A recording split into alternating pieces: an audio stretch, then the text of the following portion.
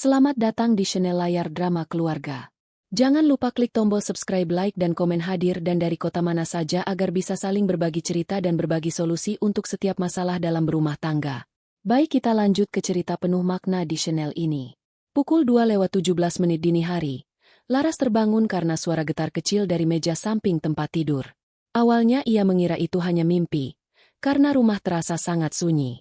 Lampu kamar sudah mati sejak tadi. Hanya cahaya tipis dari luar jendela yang masuk melalui sela gorden. Adrian tidur di sebelahnya dengan napas teratur, seolah tidak ada apa-apa, seolah hidup mereka baik-baik saja, seolah selama ini tidak ada satupun rahasia yang ia sembunyikan. Laras ingin kembali memejamkan mata, tetapi suara getar itu terdengar lagi. Kali ini lebih jelas. Ponsel Adrian menyala. Layar kecil itu menerangi sebagian wajah Adrian yang sedang tertidur. Laras menatapnya beberapa detik. Ada rasa aneh yang tiba-tiba muncul di dadanya. Rasa yang sulit dijelaskan. Bukan takut, bukan marah, tapi seperti ada sesuatu yang sejak lama mengetuk pintu hatinya. Dan malam itu akhirnya memaksa masuk. Laras tidak pernah suka memeriksa ponsel suaminya. Baginya, rumah tangga harus dibangun dengan kepercayaan. Selama 9 tahun menikah, ia selalu mencoba percaya meski banyak hal terasa ganjil. Adrian sering pulang larut. Adrian sering bilang ada pekerjaan mendadak. Adrian sering pergi keluar kota tanpa banyak cerita. Setiap kali Laras bertanya, Adrian selalu menjawab dengan wajah lelah dan suara berat. "Aku kerja juga untuk kamu dan Nadine."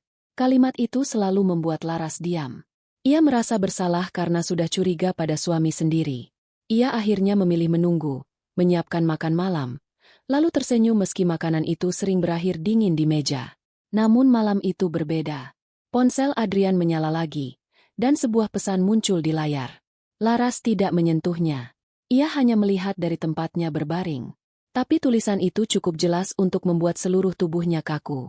"Mas, Zahra demam lagi. Kapan kamu pulang ke rumah kita?" Napas Laras tertahan. Ia membaca kalimat itu sekali, lalu 2 kali, lalu berkali-kali dalam kepalanya. Demam lagi. Pulang. Rumah kita." Kata-kata itu menempel di dadanya seperti beban berat yang tiba-tiba dijatuhkan tanpa peringatan. Ia menoleh ke Adrian. Pria itu masih tidur. Tenang sekali. Wajahnya tidak menunjukkan rasa bersalah. Tidak ada gelisah. Tidak ada takut. Laras menatap wajah yang dulu ia cintai dengan penuh percaya. Wajah yang dulu ia temani saat tidak punya apa-apa. Wajah yang ia tunggu setiap malam. Kini wajah itu terasa asing. Seperti ada orang lain yang memakai tubuh suaminya dan tidur di sampingnya. Belum sempat Laras mengatur napas, ponsel itu kembali bergetar. Layar kembali menyala. Satu pesan lagi masuk dari nama yang sama. "Maya." Laras merasa tangannya mulai dingin. Kali ini ia bergerak pelan, sangat pelan, agar Adrian tidak terbangun. Ia mendekatkan wajahnya sedikit ke arah layar. Pesan kedua itu membuat dadanya seperti diremas. "Besok jangan lupa. Ulang tahun anak kita." Laras langsung menutup mulutnya dengan tangan. Ia takut suara napasnya terdengar terlalu keras. "Anak kita." 2 kata itu membuat ruang kamar terasa berputar. Selama ini ia punya satu anak dengan Adrian, Nadine, gadis kecil berusia 8 tahun yang selalu menunggu ayahnya pulang. Nadine yang sering tertidur di sofa karena ingin mendengar suara motor Adrian berhenti di depan rumah. Nadine yang selalu bertanya, "Mama, ayah lembur lagi ya?" Dan Laras selalu menjawab, "Iya sayang, ayah kerja keras untuk kita." Sekarang, di layar ponsel itu, ada anak lain, ada rumah lain, ada wanita lain, ada kehidupan lain yang selama ini disimpan begitu rapi. Laras ingin membangunkan Adrian saat itu juga. Ia ingin mengguncang tubuh suaminya dan meminta penjelasan. Ia ingin berteriak, "Siapa Maya? Siapa Zahra? Rumah mana yang kamu sebut rumah kita?" Tapi sesuatu di dalam dirinya menahan. Kalau ia marah sekarang, Adrian pasti akan menghapus semuanya. Adrian akan berbohong lagi. Adrian akan memutar keadaan seperti biasa. Ia akan berkata Laras salah paham, terlalu curiga, terlalu banyak menonton cerita buruk, terlalu tidak percaya pada suami. Laras sudah hafal cara Adrian menghindar. Maka untuk pertama kalinya, Laras tidak memilih menangis dulu. Ia memilih diam. Dengan tangan gemetar, ia mengambil ponselnya sendiri dari bawah bantal, membuka kamera, lalu memotret layar ponsel Adrian. 1 kali, 2 kali, Ia memastikan pesan itu terlihat jelas. Nama pengirimnya. Isi pesannya. Setelah itu ia meletakkan ponselnya kembali. Adrian tiba-tiba bergerak. Laras cepat-cepat kembali berbaring dan pura-pura tidur. Jantungnya berdetak keras. Ia takut Adrian mendengar suara itu. Adrian membuka mata, meraih ponselnya, lalu duduk di tepi ranjang.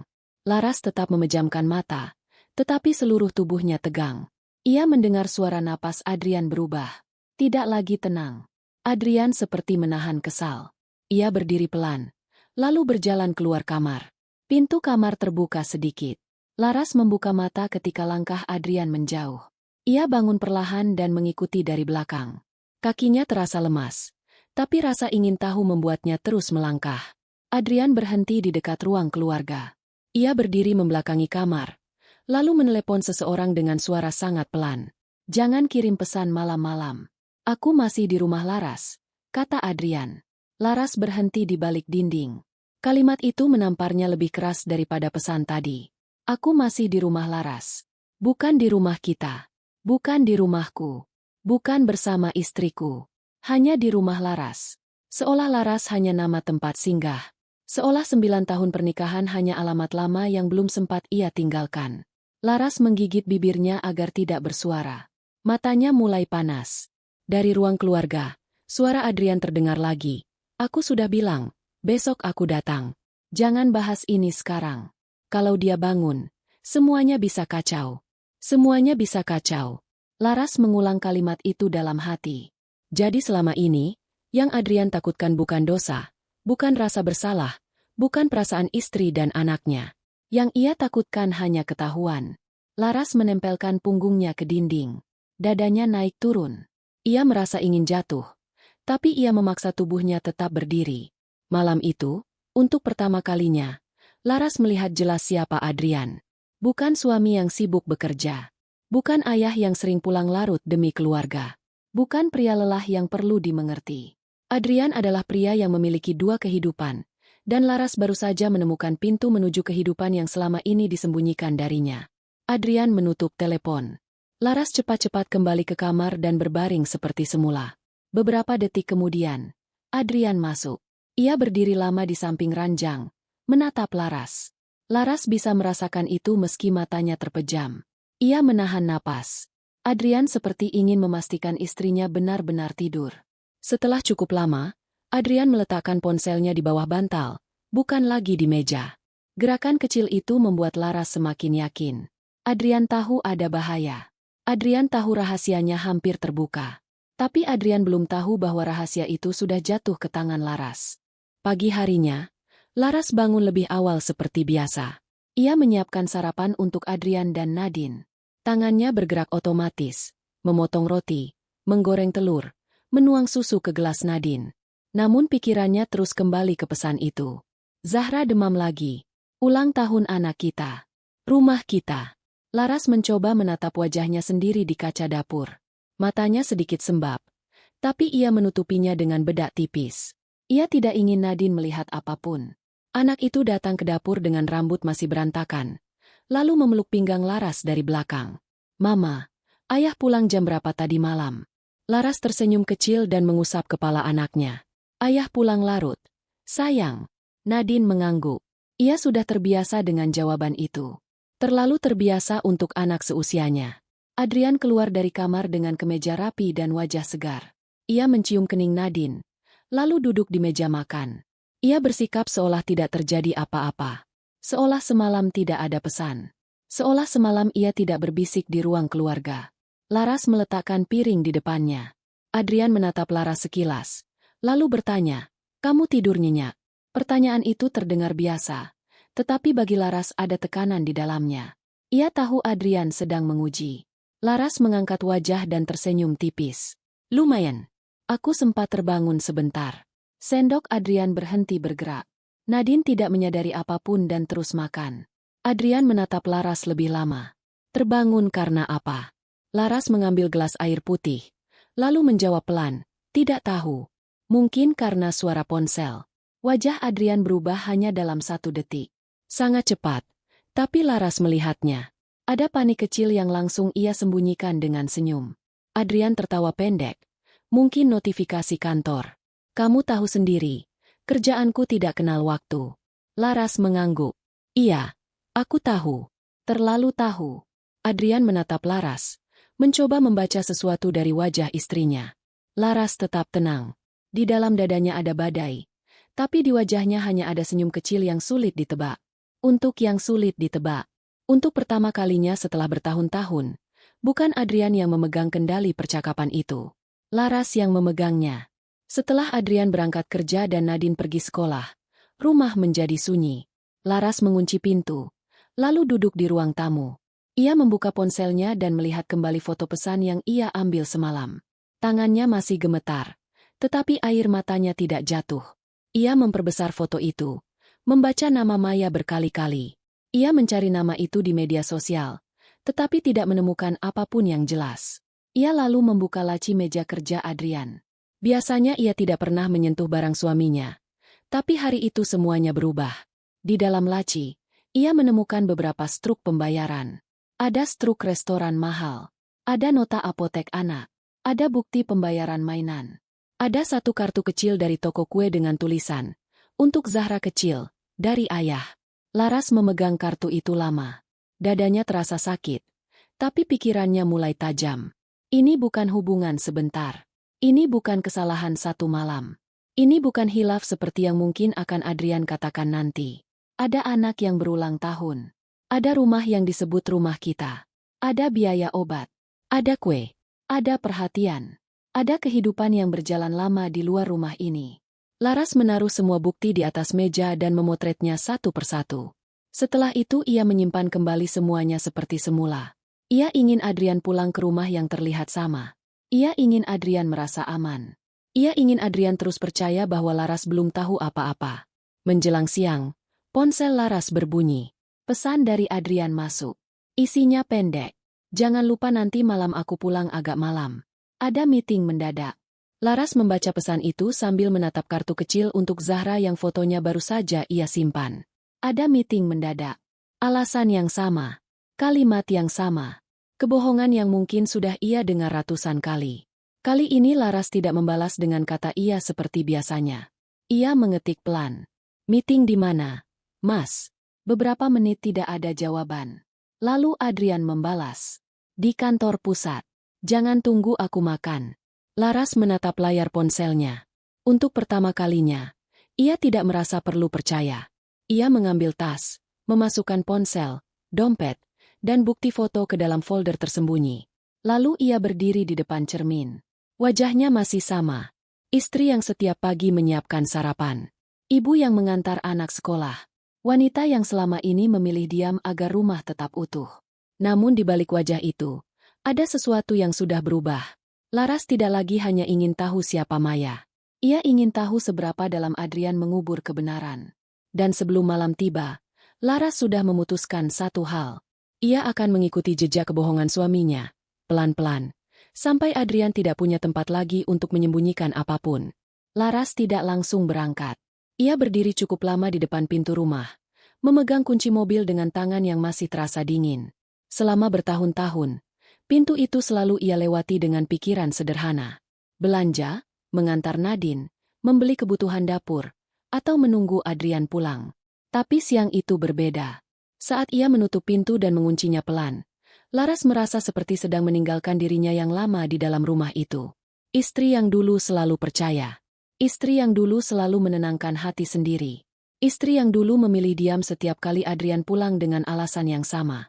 Kali ini, Laras tidak ingin menenangkan hatinya lagi. Ia ingin jawaban. Sebelum masuk mobil, Laras membuka pesan Adrian sekali lagi. Di kantor pusat. Jangan tunggu aku makan. Kalimat itu terlihat biasa, tapi setelah semua yang ia lihat semalam, Laras tahu kalimat itu mungkin hanya pintu lain menuju kebohongan baru.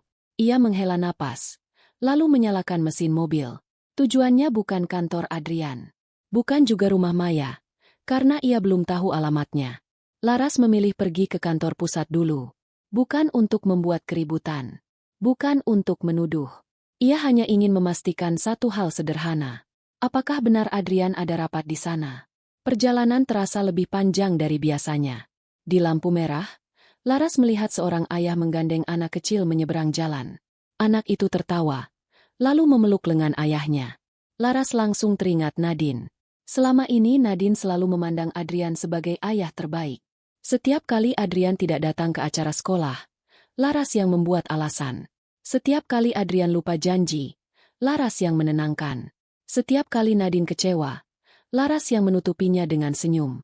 Laras baru sadar, selama ini ia bukan hanya melindungi rumah tangga, tapi juga membantu Adrian terlihat baik di mata anaknya. Pikiran itu membuat dadanya panas, tetapi ia tetap menyetir dengan tenang. Sesampainya di depan kantor pusat, Laras tidak langsung turun. Ia memarkir mobil agak jauh dari pintu masuk. Dari sana, ia bisa melihat karyawan keluar masuk. Jam sudah menunjukkan pukul 1:30 siang. Kalau benar ada rapat mendadak, Adrian seharusnya ada di gedung itu. Laras menunggu hampir 40 menit. Ia melihat beberapa rekan Adrian, bahkan salah satu manajer yang pernah datang ke rumah mereka saat acara syukuran. Tapi Adrian tidak terlihat. Laras mulai ragu. Mungkin Adrian sudah masuk lebih dulu. Mungkin ia parkir di basement. Mungkin semua ini hanya kebetulan. Laras mencoba memberi ruang kecil untuk kemungkinan itu, karena jauh di dalam hatinya masih ada bagian yang ingin percaya bahwa Adrian belum serusak itu. Namun semua kemungkinan itu runtuh saat Laras melihat seseorang yang ia kenal keluar dari gedung. Namanya Raka, teman satu divisi Adrian. Laras menurunkan kaca mobil dan memanggilnya. Raka tampak terkejut melihat Laras di sana. Ia tersenyum canggung, lalu mendekat. Laras bertanya dengan suara biasa, "Mas Raka, Adrian masih rapat di dalamnya?" Wajah Raka langsung berubah kaku. Ia terlihat seperti orang yang baru saja diberi pertanyaan salah. Raka menjawab terlalu cepat. "Oh, Mas Adrian ya, sepertinya hari ini tidak masuk kantor, Mbak. Katanya ada urusan luar." Laras menatapnya tanpa berkedip. "Urusan luar di mana?" Raka menggaruk belakang kepalanya. "Saya kurang tahu, Mbak. Tapi dari pagi memang tidak ada meeting dengan beliau." Laras mengangguk pelan. Ia berterima kasih, lalu menutup kaca mobil. Di dalam mobil, suasana terasa sempit. Jadi benar, Adrian berbohong lagi. Tidak ada rapat di kantor pusat.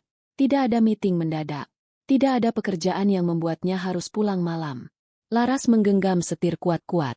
Ia ingin menangis, tapi air matanya seperti tertahan. Mungkin karena rasa sakitnya sudah terlalu banyak.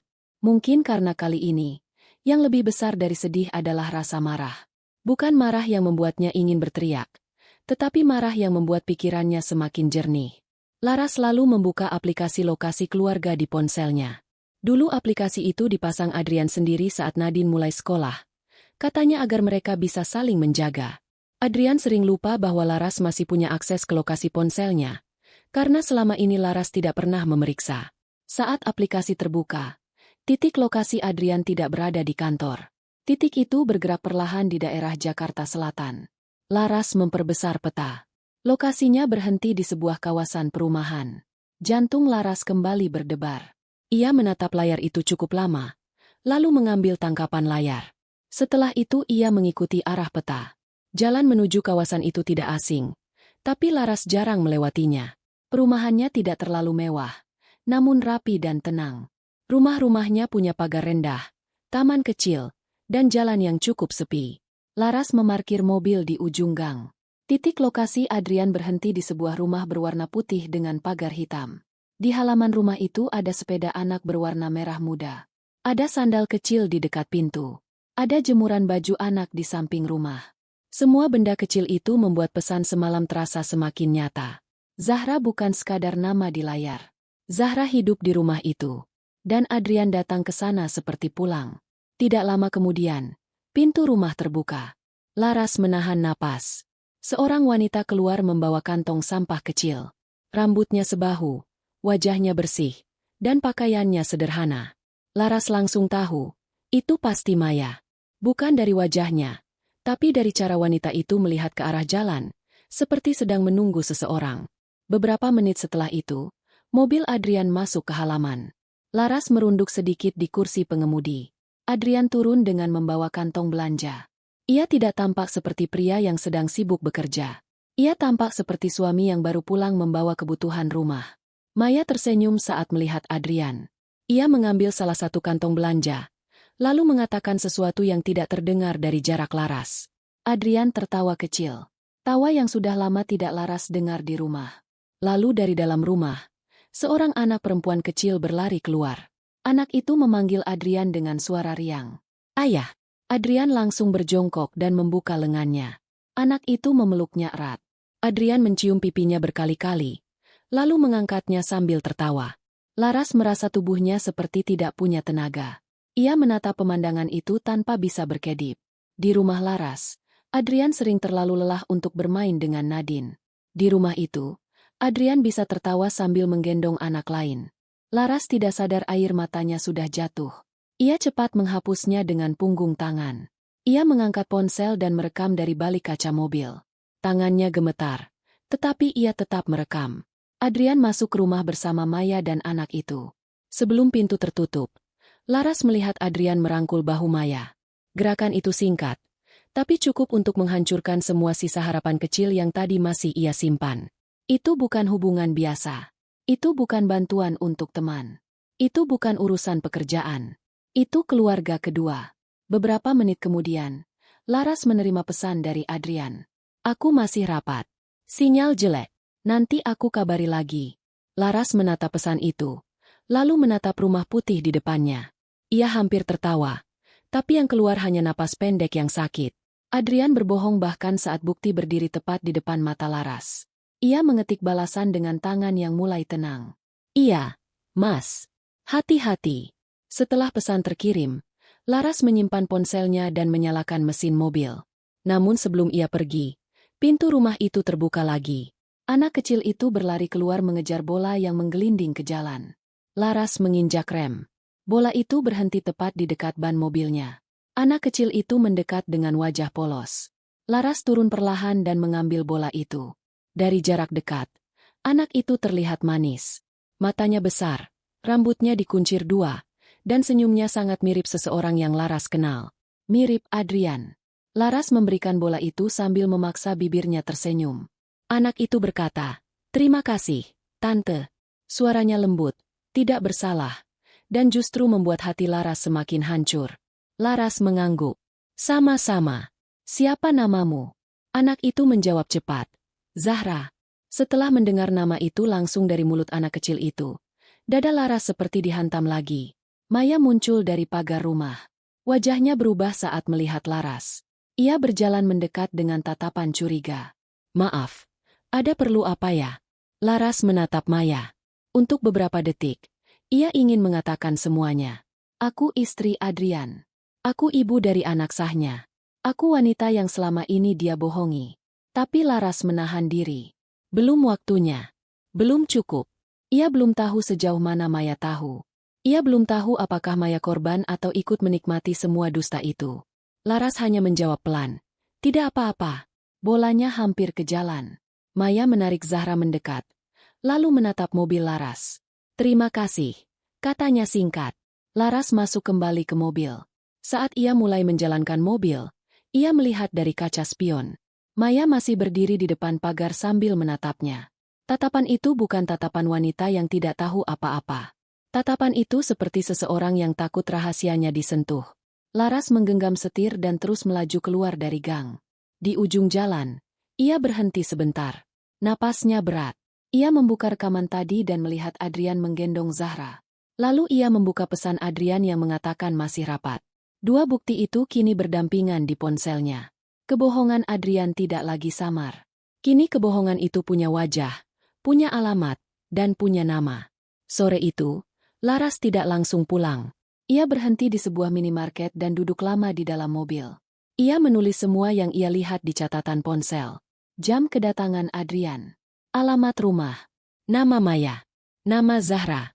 Pesan bohong dari Adrian. Laras merasa seperti sedang menyusun kepingan hidupnya yang pecah. Semakin ia menyusun, semakin jelas bentuk pengkhianatan itu.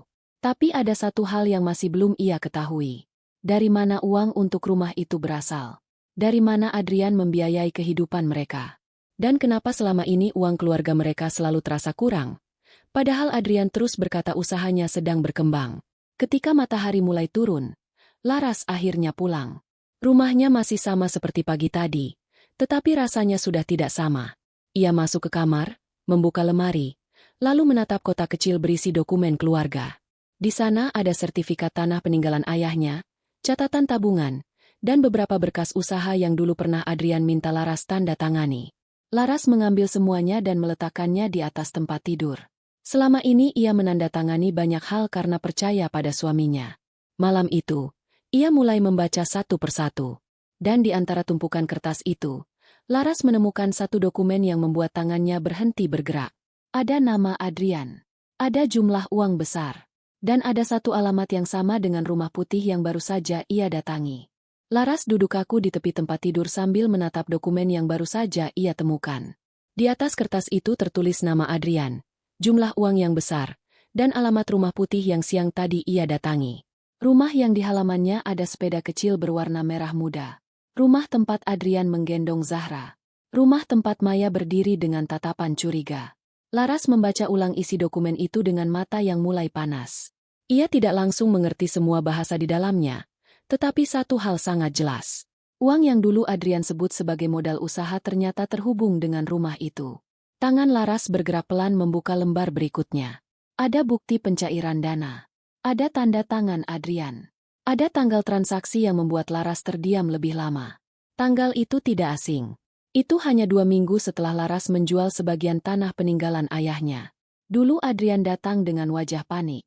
Ia bilang usahanya hampir jatuh. Ia bilang ada kewajiban yang harus segera dibayar. Ia bilang kalau Laras tidak membantu, semua yang mereka bangun akan hilang. Saat itu Laras percaya. Ia bahkan menenangkan Adrian dan berkata, "Tidak apa-apa Mas, selama ini untuk keluarga kita." Laras ingat betul wajah Adrian yang memeluknya sambil berterima kasih. Sekarang pelukan itu terasa seperti bagian dari rencana yang sangat kejam. Laras mengambil ponselnya dan memotret semua dokumen itu. Satu persatu. Ia memastikan setiap angka terlihat jelas. Ia lalu membuka folder tersembunyi di ponselnya dan menyimpan semua foto di sana. Dadanya terasa sesak, tetapi pikirannya tidak lagi kosong. Ia mulai paham kenapa beberapa tahun terakhir keuangan rumah mereka sering terasa aneh. Adrian selalu bilang ada cicilan usaha. Adrian bilang pembayaran klien terlambat. Adrian bilang uang diputar dulu agar bisnis tetap jalan. Laras sering menahan keinginan sendiri. Ia menunda membeli pakaian. Ia menolak ajakan teman. Ia menghemat belanja dapur. Bahkan saat Nadine ingin ikut les menggambar, Laras sempat berpikir panjang karena takut membebani keuangan. Sementara itu, di rumah lain, Adrian membelikan sepeda, kue ulang tahun, dan mungkin semua yang selama ini ia tahan dari keluarganya sendiri. Pintu rumah terbuka dari arah depan. Laras cepat-cepat memasukkan dokumen itu ke dalam map dan menyelipkannya di bawah tumpukan baju di lemari. Ia mendengar suara Nadine memanggil dari ruang tamu. "Mama, aku pulang." Laras mengusap wajahnya dan berusaha menenangkan napas. Ia keluar kamar dengan senyum yang dipaksakan. Nadine berdiri di ruang tamu sambil membawa tas sekolah dan sebuah kertas gambar. Anak itu berlari kecil mendekat. "Mama, tadi aku gambar keluarga. Ada mama, ayah, aku, sama rumah kita." Laras menerima gambar itu. Di kertas itu, Nadine menggambar 3 orang berdiri di depan rumah, dengan matahari besar di atasnya. Di pojok kertas, Nadine menulis, "Keluargaku bahagia." Laras hampir tidak sanggup menatap tulisan itu. Ia memeluk Nadine erat. Terlalu erat sampai Nadine tertawa kecil dan berkata, "Mama kenapa sih?" Laras langsung melepas pelukannya sedikit dan mencium kepala anaknya. "Tidak apa-apa, sayang. Mama cuma kangen." Nadine menatapnya bingung. Padahal tadi pagi ketemu. Laras tersenyum kecil. "Iya, tapi Mama tetap kangen." Nadine lalu bercerita tentang sekolahnya, tentang temannya yang lupa membawa bekal, tentang guru yang memberi tugas menggambar keluarga. Laras mendengarkan semuanya sambil menahan rasa sakit. Di kepala Laras, gambar keluarga itu terus bertabrakan dengan pemandangan siang tadi, saat Adrian terlihat seperti ayah yang pulang ke keluarga lain. Menjelang malam, Adrian pulang lebih cepat dari yang ia katakan. Laras sedang menemani Nadine belajar ketika suara mobil terdengar di depan rumah. Nadine langsung berdiri dengan wajah cerah. "Ayah pulang." Ia berlari ke pintu. Laras tetap duduk beberapa detik, mencoba menyiapkan wajah yang tenang. Adrian masuk sambil membawa kantong makanan. Ia mencium pipi Nadine dan tersenyum lebar. "Ayah bawakan martabak kesukaan kamu." Nadine bersorak senang. Laras memperhatikan dari ruang tengah. Adrian tampak sangat santai. Terlalu santai untuk pria yang baru saja berbohong sepanjang hari. Adrian menatap Laras dan berkata, "Kamu sudah makan?" Laras menggeleng pelan. "Belum." Adrian tersenyum. "Bagus. Kita makan bareng." Nada suaranya hangat. Seperti tidak ada kebohongan di antara mereka. Laras berdiri dan membantu menyiapkan piring. Di meja makan, Adrian banyak bicara dengan Nadine. Ia bertanya tentang sekolah, tentang gambar, tentang teman-teman Nadine. Sekilas semuanya tampak normal. Bahkan terlalu normal. Laras hampir merasa seperti orang jahat karena menyimpan kecurigaan. Namun saat Adrian membuka ponselnya sebentar, layar itu memantulkan pesan masuk yang langsung ia hapus cepat. Gerakan itu kecil, tetapi cukup untuk mengembalikan semua kenyataan. Nadine menunjukkan gambar keluarganya kepada Adrian. "Ayah, lihat, ini gambar kita." Adrian mengambil kertas itu dan tersenyum. "Wah, bagus sekali. Ini ayah ya?" Nadine mengangguk bangga. "Iya, ayah paling tinggi." Laras menatap Adrian saat pria itu memuji gambar tersebut. Ada bagian dari dirinya yang ingin melihat rasa bersalah di wajah Adrian. Tapi tidak ada. Adrian hanya tersenyum, mencium kening Nadine, lalu meletakkan gambar itu di meja. Seolah ia memang ayah yang sempurna. Seolah di luar sana tidak ada anak lain yang juga memanggilnya ayah. Laras menunduk agar matanya tidak memperlihatkan kemarahan. Suasana berubah kaku. Suara televisi masih menyala, tetapi seperti jauh sekali. Adrian mematikan televisi dengan remote, lalu menatap Laras tajam. "Maksud kamu apa?" Laras tetap tenang. "Tidak ada maksud apa-apa. Aku cuma bertanya." Adrian menyandarkan tubuhnya, lalu tertawa kecil. "Kamu mulai lagi. Seharian aku kerja. Pulang-pulang kamu sindir." Laras menoleh kepadanya. "Aku belum menyindir. Aku hanya menyebut tempat." Wajah Adrian mengeras. "Kamu mengikuti aku." Laras tidak menjawab. Diamnya Laras justru membuat Adrian semakin gelisah. Ia berdiri dan berjalan mondar-mandir di ruang keluarga. "Laras, aku tidak suka cara kamu belakangan ini. Kamu berubah. Kamu seperti mencari kesalahan." Laras ikut berdiri. Suaranya masih pelan, tetapi lebih tegas. Mungkin karena selama ini kesalahan itu terlalu mudah ditemukan. Adrian berhenti. Matanya menyipit. "Apa yang kamu tahu?" Laras menatapnya beberapa detik. Ia ingin membuka semuanya saat itu juga. Ia ingin menunjukkan video Adrian bersama Zahra. Ia ingin melempar dokumen rumah itu ke meja. Tapi ia ingat satu hal. Bukti yang ia pegang belum cukup untuk membuat Adrian benar-benar tidak bisa mengelak. Kalau malam ini ia menyerang, Adrian bisa mencari cara menutup jejak. Laras menarik napas pelan. "Aku tahu kamu sering berbohong soal pekerjaan. Itu saja." Adrian mengusap wajahnya kasar. Lalu ia mendekat dan berkata dengan suara rendah, "Jangan membuat rumah ini rusak hanya karena pikiran burukmu." Laras tersenyum tipis. "Rumah ini tidak rusak karena pikiranku, Mas." Adrian tampak ingin membalas, tetapi ponselnya bergetar di meja. Nama Maya muncul sebentar di layar. Keduanya melihat itu. Adrian cepat meraih ponsel, tetapi kali ini terlambat. Laras sudah melihatnya. Adrian langsung memasukkan ponsel ke saku. "Itu nomor klien." Laras menatapnya tanpa berkedip. "Aku belum tanya." Adrian terdiam. Untuk pertama kalinya, Adrian terlihat kehilangan kata-kata. Laras lalu berjalan menuju kamar. Namun sebelum masuk, ia berhenti di depan pintu dan berkata pelan, "Mulai sekarang, kalau kamu ingin berbohong, pikirkan dulu apakah aku masih sebodoh dulu." Setelah itu Laras masuk dan menutup pintu. Di dalam kamar, ia tidak menangis. Ia membuka ponselnya, mengirim pesan kepada Dimas, dan meminta bertemu besok pagi. Ia menulis singkat bahwa ada dokumen penting yang harus diperiksa. Setelah pesan terkirim, Laras menatap map yang tersembunyi di lemari. Ia tahu ini bukan lagi sekadar soal wanita lain. Ada uang keluarga, ada tanda tangan, ada rumah, dan mungkin ada rahasia yang jauh lebih besar dari yang ia lihat hari ini. Pagi itu Laras bangun sebelum alarm berbunyi. Matanya terasa berat, tapi pikirannya terlalu penuh untuk kembali tidur. Di sampingnya, Adrian masih terlelap dengan posisi membelakangi. Laras menatap punggung suaminya beberapa detik. Dulu, pemandangan seperti itu membuatnya merasa aman. Sekarang, yang ia rasakan hanya jarak. Bukan jarak di ranjang, tetapi jarak yang sudah terlalu jauh di dalam hidup mereka. Ia turun perlahan dari tempat tidur, mengambil map dokumen dari dalam lemari, lalu memasukkannya ke tas. Semua ia lakukan tanpa suara. Ia tidak ingin Adrian bangun. Ia tidak ingin ada pertengkaran pagi itu. Ia hanya ingin keluar rumah membawa bukti, sebelum Adrian sadar bahwa kebohongannya mulai terbuka satu persatu. Saat Laras menyiapkan sarapan, Nadine sudah turun dengan seragam sekolah. Anak itu terlihat ceria seperti biasa, tetapi Laras melihat ada kantung kecil di bawah matanya. Nadine duduk di kursi makan dan menatap ibunya diam-diam. Mama sama ayah semalam bertengkar ya? Laras berhenti menuang susu. Ia menoleh pelan dan berusaha tersenyum. Tidak, Sing. Mama sama ayah cuma bicara. Nadine menunduk sambil memainkan ujung roknya. Tapi suara ayah keras. Laras merasa dadanya sakit. Ia berjalan mendekat, lalu duduk di sebelah Nadine. Kadang orang dewasa bicara dengan suara yang tidak enak didengar. Tapi itu bukan salah kamu. Nadine mengangguk, tapi wajahnya belum benar-benar tenang. Laras menggenggam tangan kecil anaknya. Hari ini kamu sekolah seperti biasa.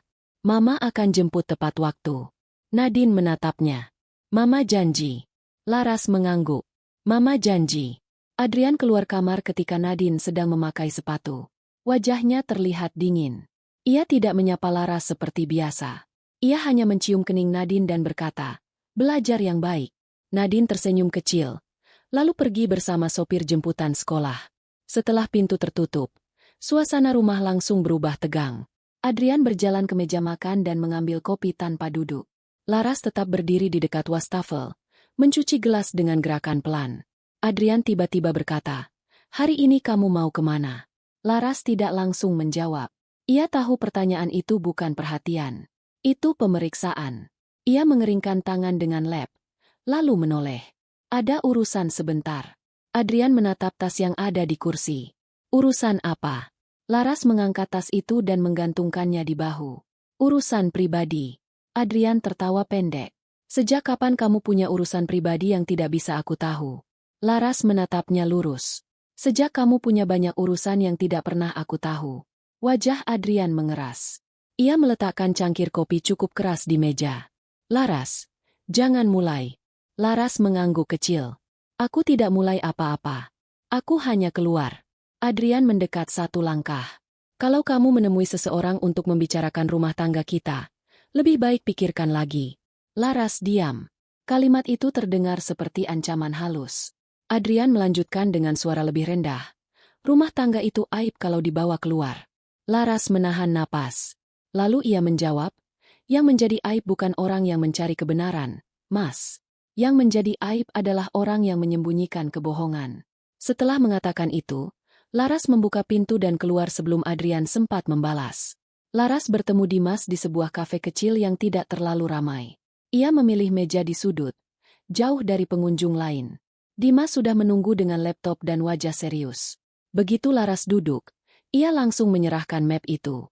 Dimas membuka lembar pertama, lalu membaca dengan teliti. Semakin lama ia membaca, semakin dalam kerut di dahinya. Laras hanya diam sambil menggenggam gelas teh hangat yang belum ia minum. Beberapa menit kemudian, Dimas mengangkat wajah. Ras, kamu sadar ini dokumen apa? Laras menggeleng pelan.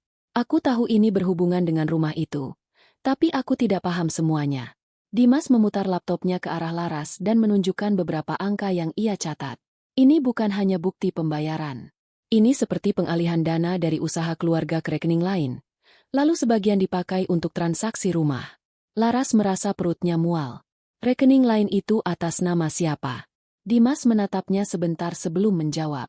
Atas nama perusahaan kecil yang baru dibuat 3 tahun lalu. Pemiliknya bukan Adrian, tapi ada nama Maya Kirana sebagai salah satu pihak yang terkait. Laras memejamkan mata sebentar. Jadi Maya bukan hanya menerima uang. Dimas mengangguk pelan. Kemungkinan dia tahu lebih banyak dari yang kamu kira. Ini bukan sekadar hubungan gelap yang diberi uang bulanan. Kalau dokumen ini benar, ada urusan keuangan yang sengaja disusun agar terlihat seperti transaksi usaha. Laras menatap layar laptop, tetapi pikirannya kembali pada wajah Maya di depan pagar rumah. Tatapan curiga itu kini terasa semakin jelas artinya. Dimas lalu membuka lembar lain dan menunjuk tanggal transaksi. Ini yang paling aneh. Setiap kali ada dana besar keluar dari rekening usaha, beberapa hari setelahnya ada pembayaran ke alamat rumah itu. Ada juga pembayaran sekolah anak, klinik, dan toko perlengkapan rumah. Laras menelan ludah. Selama ini Adrian bilang uang usaha sedang diputar. Dimas menatap Laras dengan hati-hati. Bisa jadi memang diputar, tapi bukan untuk usaha yang kamu kira. Laras menggenggam gelas lebih kuat. Ia teringat malam-malam saat ia menghitung belanja dapur agar cukup sampai akhir bulan. Ia teringat wajah Nadine yang menahan kecewa ketika keinginannya ikut les gambar ditunda. Ia teringat dirinya sendiri yang menjual tanah peninggalan ayahnya sambil percaya bahwa uang itu menyelamatkan keluarga. Sekarang semua terasa seperti ejekan. Belum sempat Laras bicara, ponselnya bergetar. Nama Adrian muncul di layar. Laras dan Dimas saling berpandangan. Laras menolak panggilan itu. Beberapa detik kemudian, Adrian menelepon lagi. Laras tetap tidak mengangkat. Lalu pesan masuk. Kamu di mana? Jangan macam-macam. Laras. Pesan berikutnya datang lebih cepat. Aku tahu kamu keluar bawa dokumen. Laras langsung membeku. Dimas menatap wajahnya. Ada apa? Laras menunjukkan pesan itu. Dimas membaca. Lalu wajahnya berubah serius. Dia tahu kamu bawa dokumen. Laras merasa punggungnya dingin. Ia ingat Adrian melihat tasnya pagi tadi. Tapi bagaimana Adrian tahu isinya dokumen? Laras membuka tasnya dengan panik, memeriksa map itu, lalu menemukan sesuatu yang membuat tangannya berhenti. Di bagian dalam tas, ada benda kecil berwarna hitam yang tidak ia kenal. Dimas mengambil benda itu dan memeriksanya. Wajahnya langsung menegang. Ras, ini alat pelacak kecil. Laras merasa darahnya naik ke kepala. Adrian memasang pelacak di tasku. Dimas tidak langsung menjawab, tetapi diamnya sudah cukup. Laras menutup mulutnya dengan tangan. Bukan hanya berbohong, Adrian juga mengawasinya. Selama ini, pria itu membuat Laras merasa bersalah karena curiga, sementara diam-diam ia sendiri yang memantau langkah istrinya. Rasa takut mulai muncul, tetapi hanya sebentar. Setelah itu yang datang adalah marah. Laras mengambil benda kecil itu dari tangan Dimas, lalu meletakkannya di meja. Matanya tidak lagi basah. Kalau dia bisa mengawasiku, berarti dia takut sesuatu terbongkar. Dimas menutup laptopnya dan berkata pelan, "Kamu harus hati-hati mulai sekarang. Jangan simpan semua bukti di rumah. Jangan pakai ponsel utama untuk semua file. Dan jangan hadapi dia sendirian kalau dia mulai kasar." Laras mengangguk. Dimas lalu membuat salinan digital dari dokumen itu dan menyimpannya di tempat aman. Ia juga mengirim satu salinan ke email baru yang dibuat khusus untuk Laras. Setelah semua selesai, Laras merasa sedikit lebih kuat. Bukan karena lukanya berkurang, tetapi karena kini ia tidak sendirian memegang kebenaran itu. Saat Laras hendak pergi, ponselnya kembali berbunyi. Kali ini bukan dari Adrian. Nomor tidak dikenal mengirim pesan singkat. Laras membukanya. Lalu tubuhnya kembali kaku. Pesan itu hanya berisi satu foto. Foto Nadine sedang berdiri di depan gerbang sekolah. Diambil dari kejauhan. Di bawah foto itu ada kalimat pendek.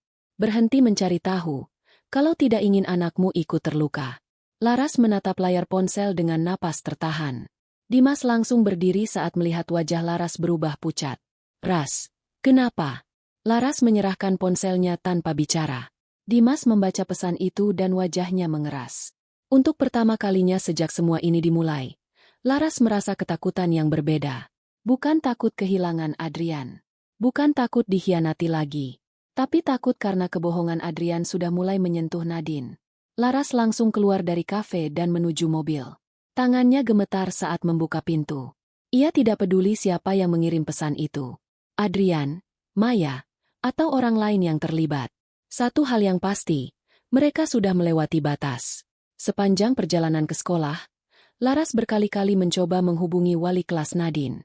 Begitu telepon tersambung, ia bertanya dengan suara tertahan apakah Nadine masih aman di kelas. Jawaban wali kelas membuat napas Laras sedikit lega. Nadine masih ada di sekolah. Tapi setelah menutup telepon, Laras tidak berhenti. Ia tetap melaju. Karena hari itu Laras sadar, ia tidak hanya sedang membongkar perselingkuhan. Ia sedang masuk ke dalam kebohongan yang jauh lebih berbahaya dari yang ia bayangkan. Laras sampai di depan sekolah Nadine dengan napas yang belum benar-benar tenang. Mobilnya berhenti mendadak di dekat pos satpam, sampai penjaga sekolah menoleh kaget. Laras langsung turun tanpa sempat merapikan rambutnya. Ia membawa ponsel di tangan, sementara pesan ancaman itu masih terbuka di layar. Foto Nadine diambil dari jarak dekat, dari sudut yang jelas. Bukan foto asal. Orang yang mengambilnya pasti berdiri tidak jauh dari gerbang sekolah. Pikiran itu membuat kaki Laras terasa lemas. Tapi ia memaksa dirinya berjalan cepat menuju ruang guru. Wali kelas Nadine, Bu Sinta, sudah menunggu di depan ruang kelas. Wajahnya terlihat khawatir setelah mendengar suara Laras di telepon tadi. Bu Sinta langsung berkata bahwa Nadine masih di kelas dan baik-baik saja. Laras merasa lega, tapi hanya sebentar. Ia meminta izin melihat anaknya dari pintu. Dari luar kelas, Laras melihat Nadine duduk di bangku depan, sedang menulis sesuatu di buku. Anak itu terlihat aman. Rambutnya dikunci rapi. Wajahnya tenang. Laras menutup mata sebentar dan menghela napas panjang. Hampir saja ia menangis di depan ruang kelas, tetapi ia menahannya. Nadine tidak boleh melihat ibunya hancur seperti itu. Bu Sinta membawa Laras ke ruang tamu kecil dekat kantor guru. Di sana Laras menunjukkan foto yang ia terima. Begitu melihat foto itu, wajah Bu Sinta langsung berubah. Ia memanggil petugas keamanan sekolah dan meminta rekaman kamera pengawas diperiksa. Laras duduk gelisah. Tangannya tidak bisa diam. Ia terus melihat ke arah kelas Nadine. Takut dalam satu kedipan mata anaknya tiba-tiba menghilang. Beberapa menit kemudian, petugas keamanan datang membawa kabar yang membuat suasana semakin tegang. Sekitar 1 jam sebelumnya, memang ada seorang pria datang ke gerbang dan bertanya tentang Nadine. Laras langsung berdiri. Pria siapa? Petugas itu menjawab dengan ragu. Orangnya memakai topi dan masker, Bu. Dia bilang disuruh keluarga untuk menjemput sebentar karena ada urusan mendadak. Tapi karena tidak ada konfirmasi dari orang tua, kami tidak izinkan masuk. Laras merasa punggungnya dingin.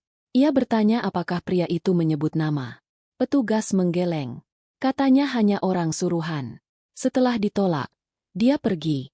Tapi sebelum pergi, dia sempat berdiri agak lama di seberang gerbang. Bu Sinta meminta maaf karena baru mengetahui hal itu.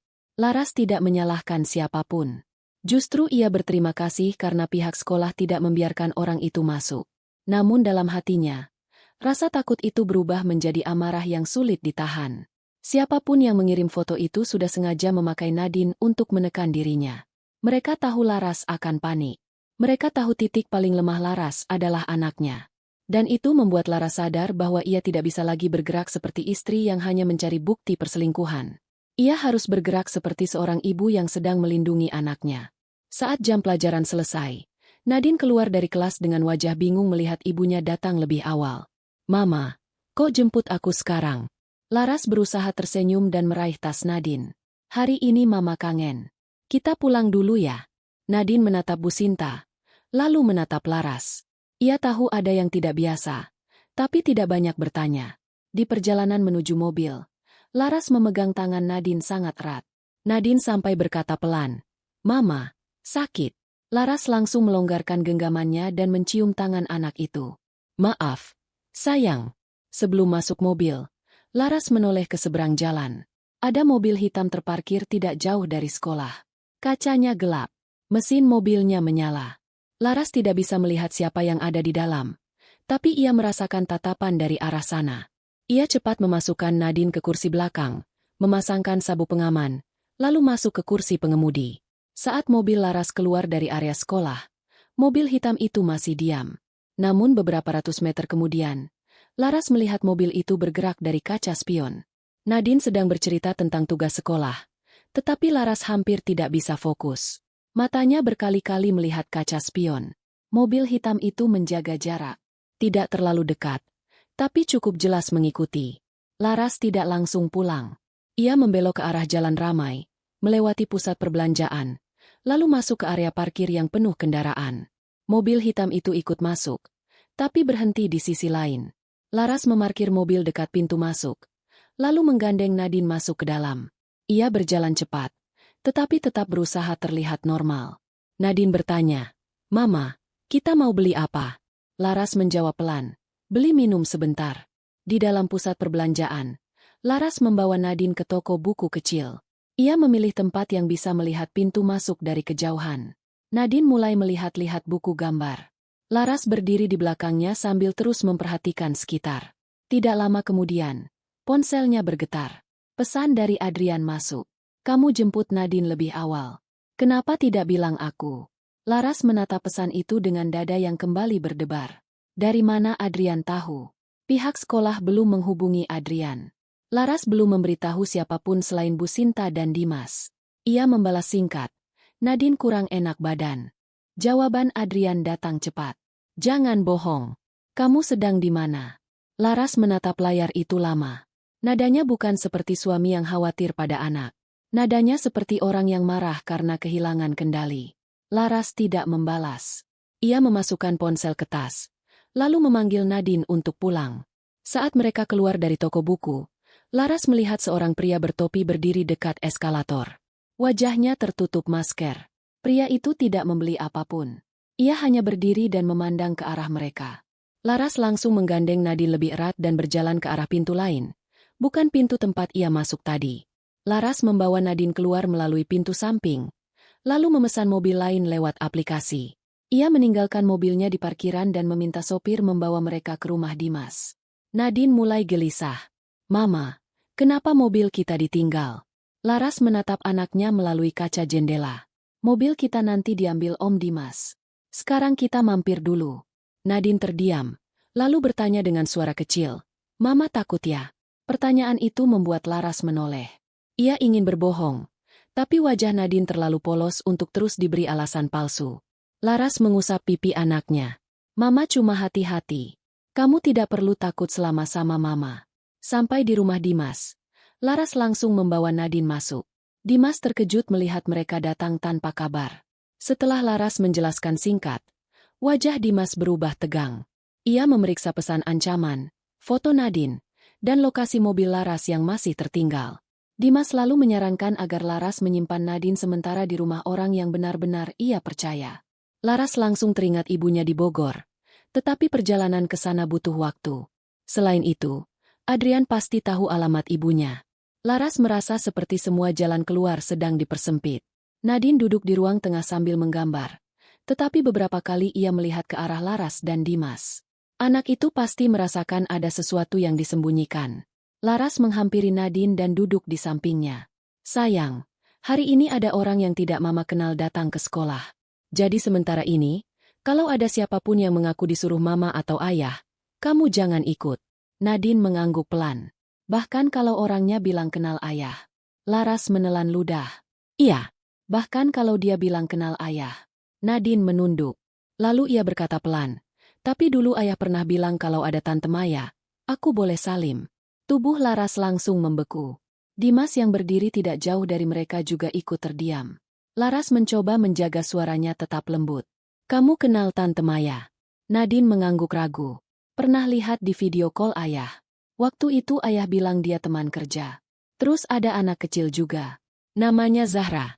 Kata Ayah. Zahra anak temannya. Laras merasa seluruh ruangan mendadak sunyi. Ia menatap Nadine, mencoba menahan perasaannya agar tidak meledak di depan anaknya. Adrian tidak hanya menyembunyikan keluarga lain. Ia ternyata sudah membiarkan Nadine melihat sedikit bagian dari kehidupan itu, lalu membungkusnya dengan kebohongan baru. Laras bertanya pelan, kapan itu terjadi? Nadine berpikir sebentar. Sudah lama, Ma. Waktu Mama lagi mandi. Ayah telepon di ruang tamu. Terus aku lewat. Zahra bilang halo ke aku. Ayah langsung matikan telepon. Laras menggenggam tangan Nadine.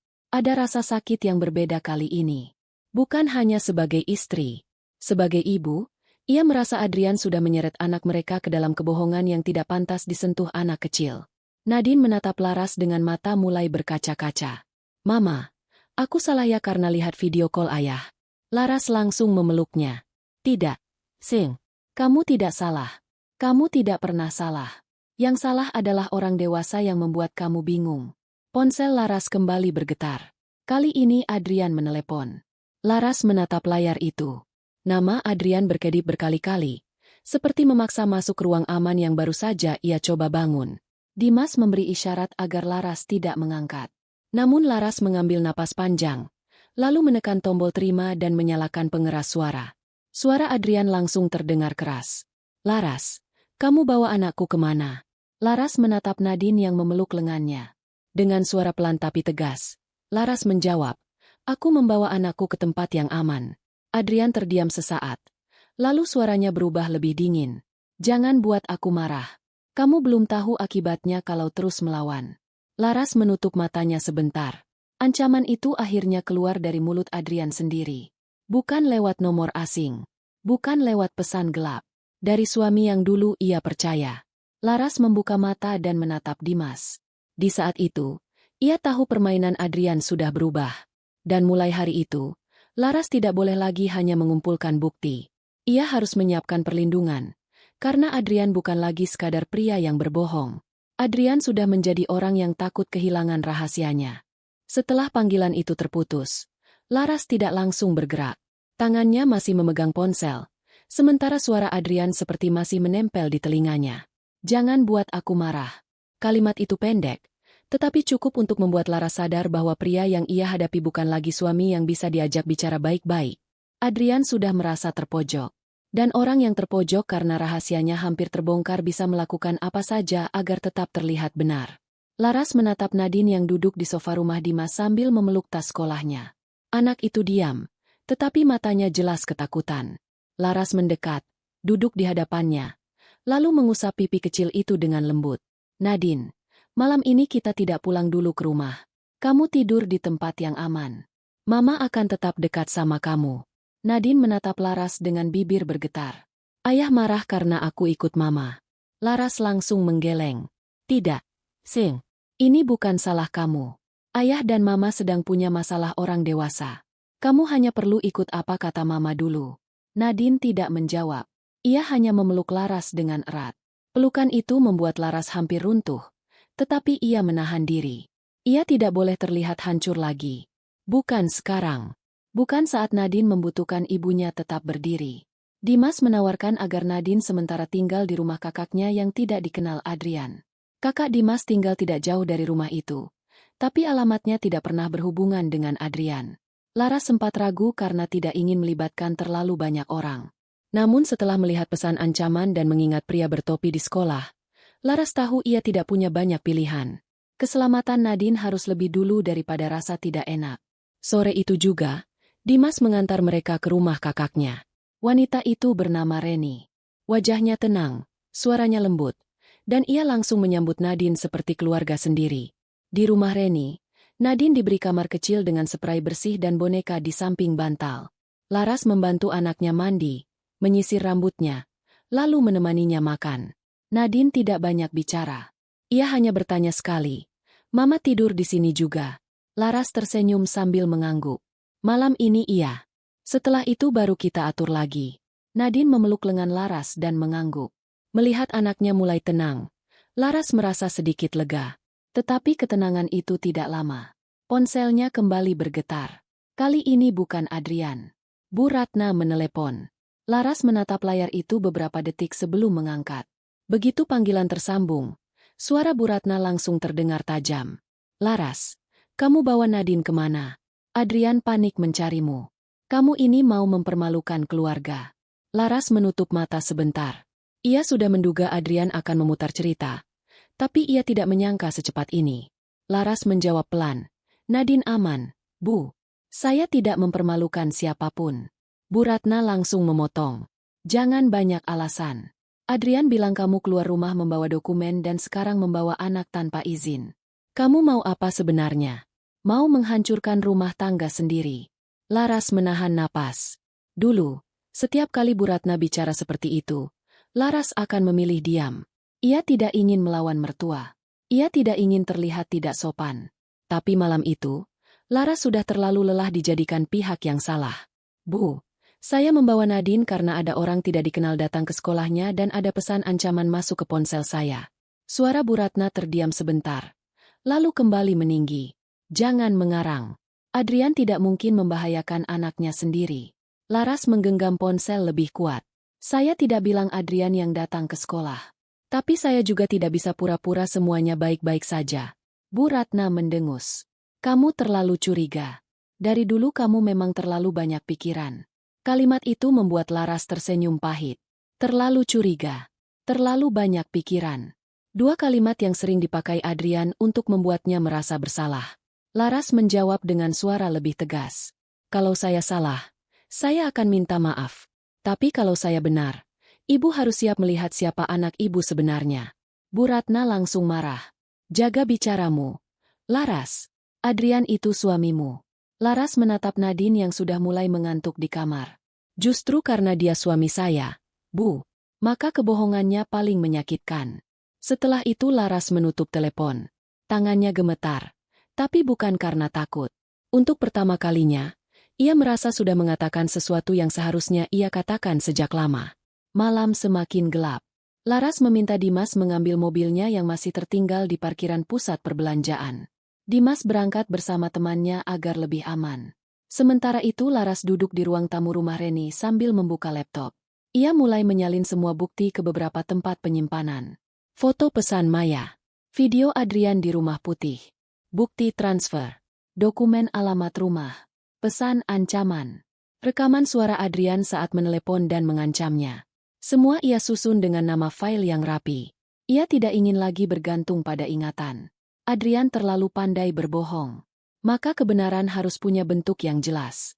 Sekitar pukul 10 malam, Dimas kembali. Wajahnya tegang. Ia berhasil membawa mobil Laras, tetapi menemukan sesuatu di bawah jok depan. Sebuah ponsel kecil dengan kartu baru. Laras menatap benda itu dengan napas tertahan. Dimas meletakkannya di meja. Ponsel itu menyala ketika disentuh. Tidak ada banyak aplikasi. Hanya daftar panggilan, pesan singkat, dan beberapa foto. Laras merasa ada yang tidak beres. Dimas membuka galeri dengan hati-hati. Di sana ada beberapa foto rumah Laras, foto mobil Laras, foto sekolah Nadine, dan satu foto yang membuat darah Laras terasa berhenti. Foto dirinya sedang duduk bersama Dimas di kafe pagi tadi. Reni yang sejak tadi diam ikut menutup mulutnya. Laras menatap foto itu lama. Jadi sejak pagi ia bukan hanya dilacak. Ia juga diawasi. Orang itu mengikuti sampai ke kafe, lalu ke sekolah, lalu ke pusat perbelanjaan.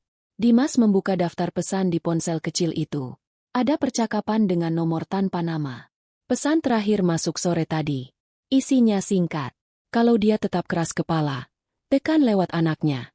Laras merasa tubuhnya dingin dari ujung kepala sampai kaki. Ia tidak tahu siapa pemilik nomor itu.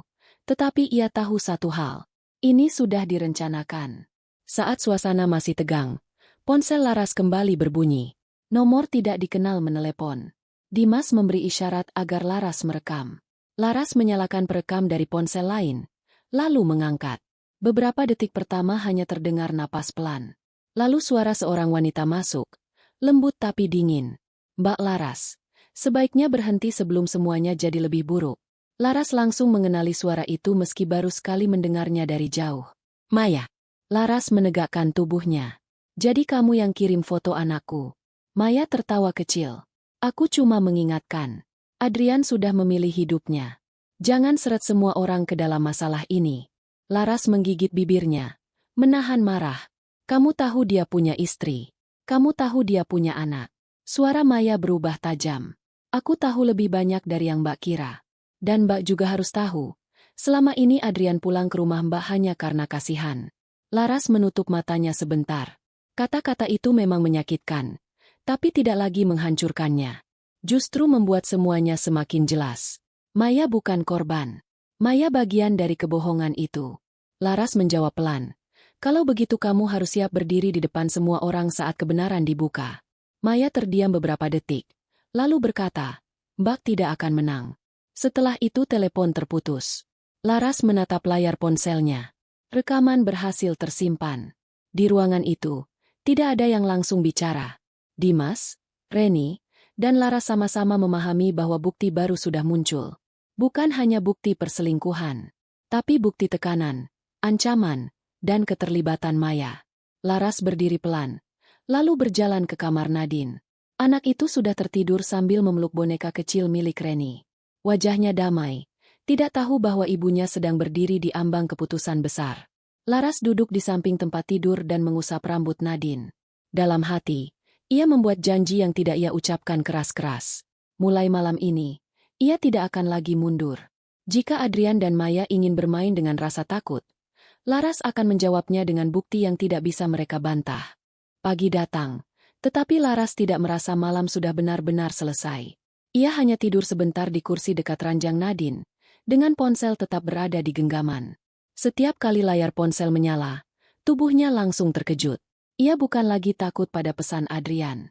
Ia takut jika ada kabar buruk tentang Nadine, atau jika orang yang kemarin mengikuti mereka kembali muncul di depan rumah Reni. Saat cahaya matahari mulai masuk lewat jendela, Laras menatap Nadine yang masih tertidur. Wajah anak itu terlihat tenang, tetapi Laras tahu ketenangan itu rapuh. Terlalu banyak hal yang sudah hampir menyentuh Nadine, dan Laras tidak akan membiarkan satu pun dari kebohongan Adrian menyeret anaknya lebih jauh.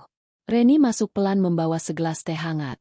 Ia tidak banyak bertanya, hanya duduk di samping Laras dan berkata bahwa Nadine bisa tinggal di rumahnya beberapa hari. Laras merasa sungkan, tetapi Reni menegaskan bahwa keselamatan anak lebih penting daripada rasa tidak enak. Laras mengangguk sambil mengucapkan terima kasih. Ia lalu membuka ponselnya dan melihat beberapa pesan dari Adrian yang masuk sepanjang malam. Nadanya berubah-ubah. Ada yang marah, ada yang memohon, ada yang menuduh, lalu ada yang terdengar lembut. Adrian menulis, "Pulanglah, kita bicara baik-baik." Setelah itu, beberapa menit kemudian, ia menulis, "Jangan pikir kamu bisa menjauhkan Nadine dariku." Laras membaca semua pesan itu tanpa membalas. Ia mulai paham. Adrian bukan ingin menyelesaikan masalah. Adrian hanya ingin mengembalikan Laras ke tempat yang bisa ia kendalikan. Dimas datang sekitar pukul 9 pagi dengan wajah serius. Ia membawa sebuah map baru. Di dalamnya ada hasil cetak bukti yang sudah mereka kumpulkan. Semua disusun rapi berdasarkan waktu. Pesan dari Maya. Foto rumah putih. Video Adrian dengan Zahra. Dokumen transaksi. Alat pelacak. Ponsel kecil dari mobil. Ancaman lewat foto Nadine. Rekaman suara Maya. Dimas berkata bahwa bukti itu harus disimpan di tempat berbeda. Laras mengangguk. Ia mengambil satu salinan dan memasukkannya ke tas kecil. Salinan lain tetap dibawa Dimas. Salinan digital juga sudah tersimpan aman. Untuk pertama kalinya sejak pesan tengah malam itu muncul, Laras merasa ia tidak hanya membawa luka. Ia membawa kebenaran yang mulai punya bentuk. Namun Laras tahu ada satu tempat yang harus ia datangi. Rumahnya sendiri. Bukan karena ia ingin pulang kepada Adrian, tetapi karena masih ada dokumen penting yang belum sempat ia ambil. Sertifikat tanah peninggalan ayahnya. Buku tabungan lama. Beberapa berkas usaha yang mungkin bisa menunjukkan aliran uang lain. Dimas menolak Laras pergi sendiri. Reni juga meminta Laras menunggu beberapa hari. Tapi Laras menggeleng. Kalau ia menunggu, Adrian bisa membersihkan semua yang tersisa. Ia sudah tahu Laras membawa dokumen. Ia mungkin sedang mencari bukti lain untuk dihancurkan. Laras berkata ia hanya akan masuk sebentar, mengambil yang penting, lalu pergi lagi. Dimas akhirnya setuju ikut, tetapi menunggu di luar agar Adrian tidak langsung meledak melihatnya.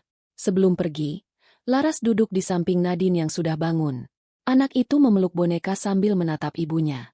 "Mama mau kemana?" Laras mengusap rambut Nadine. "Mama ambil barang sebentar ke rumah. Kamu di sini sama Tante Reni." Nadine langsung terlihat cemas.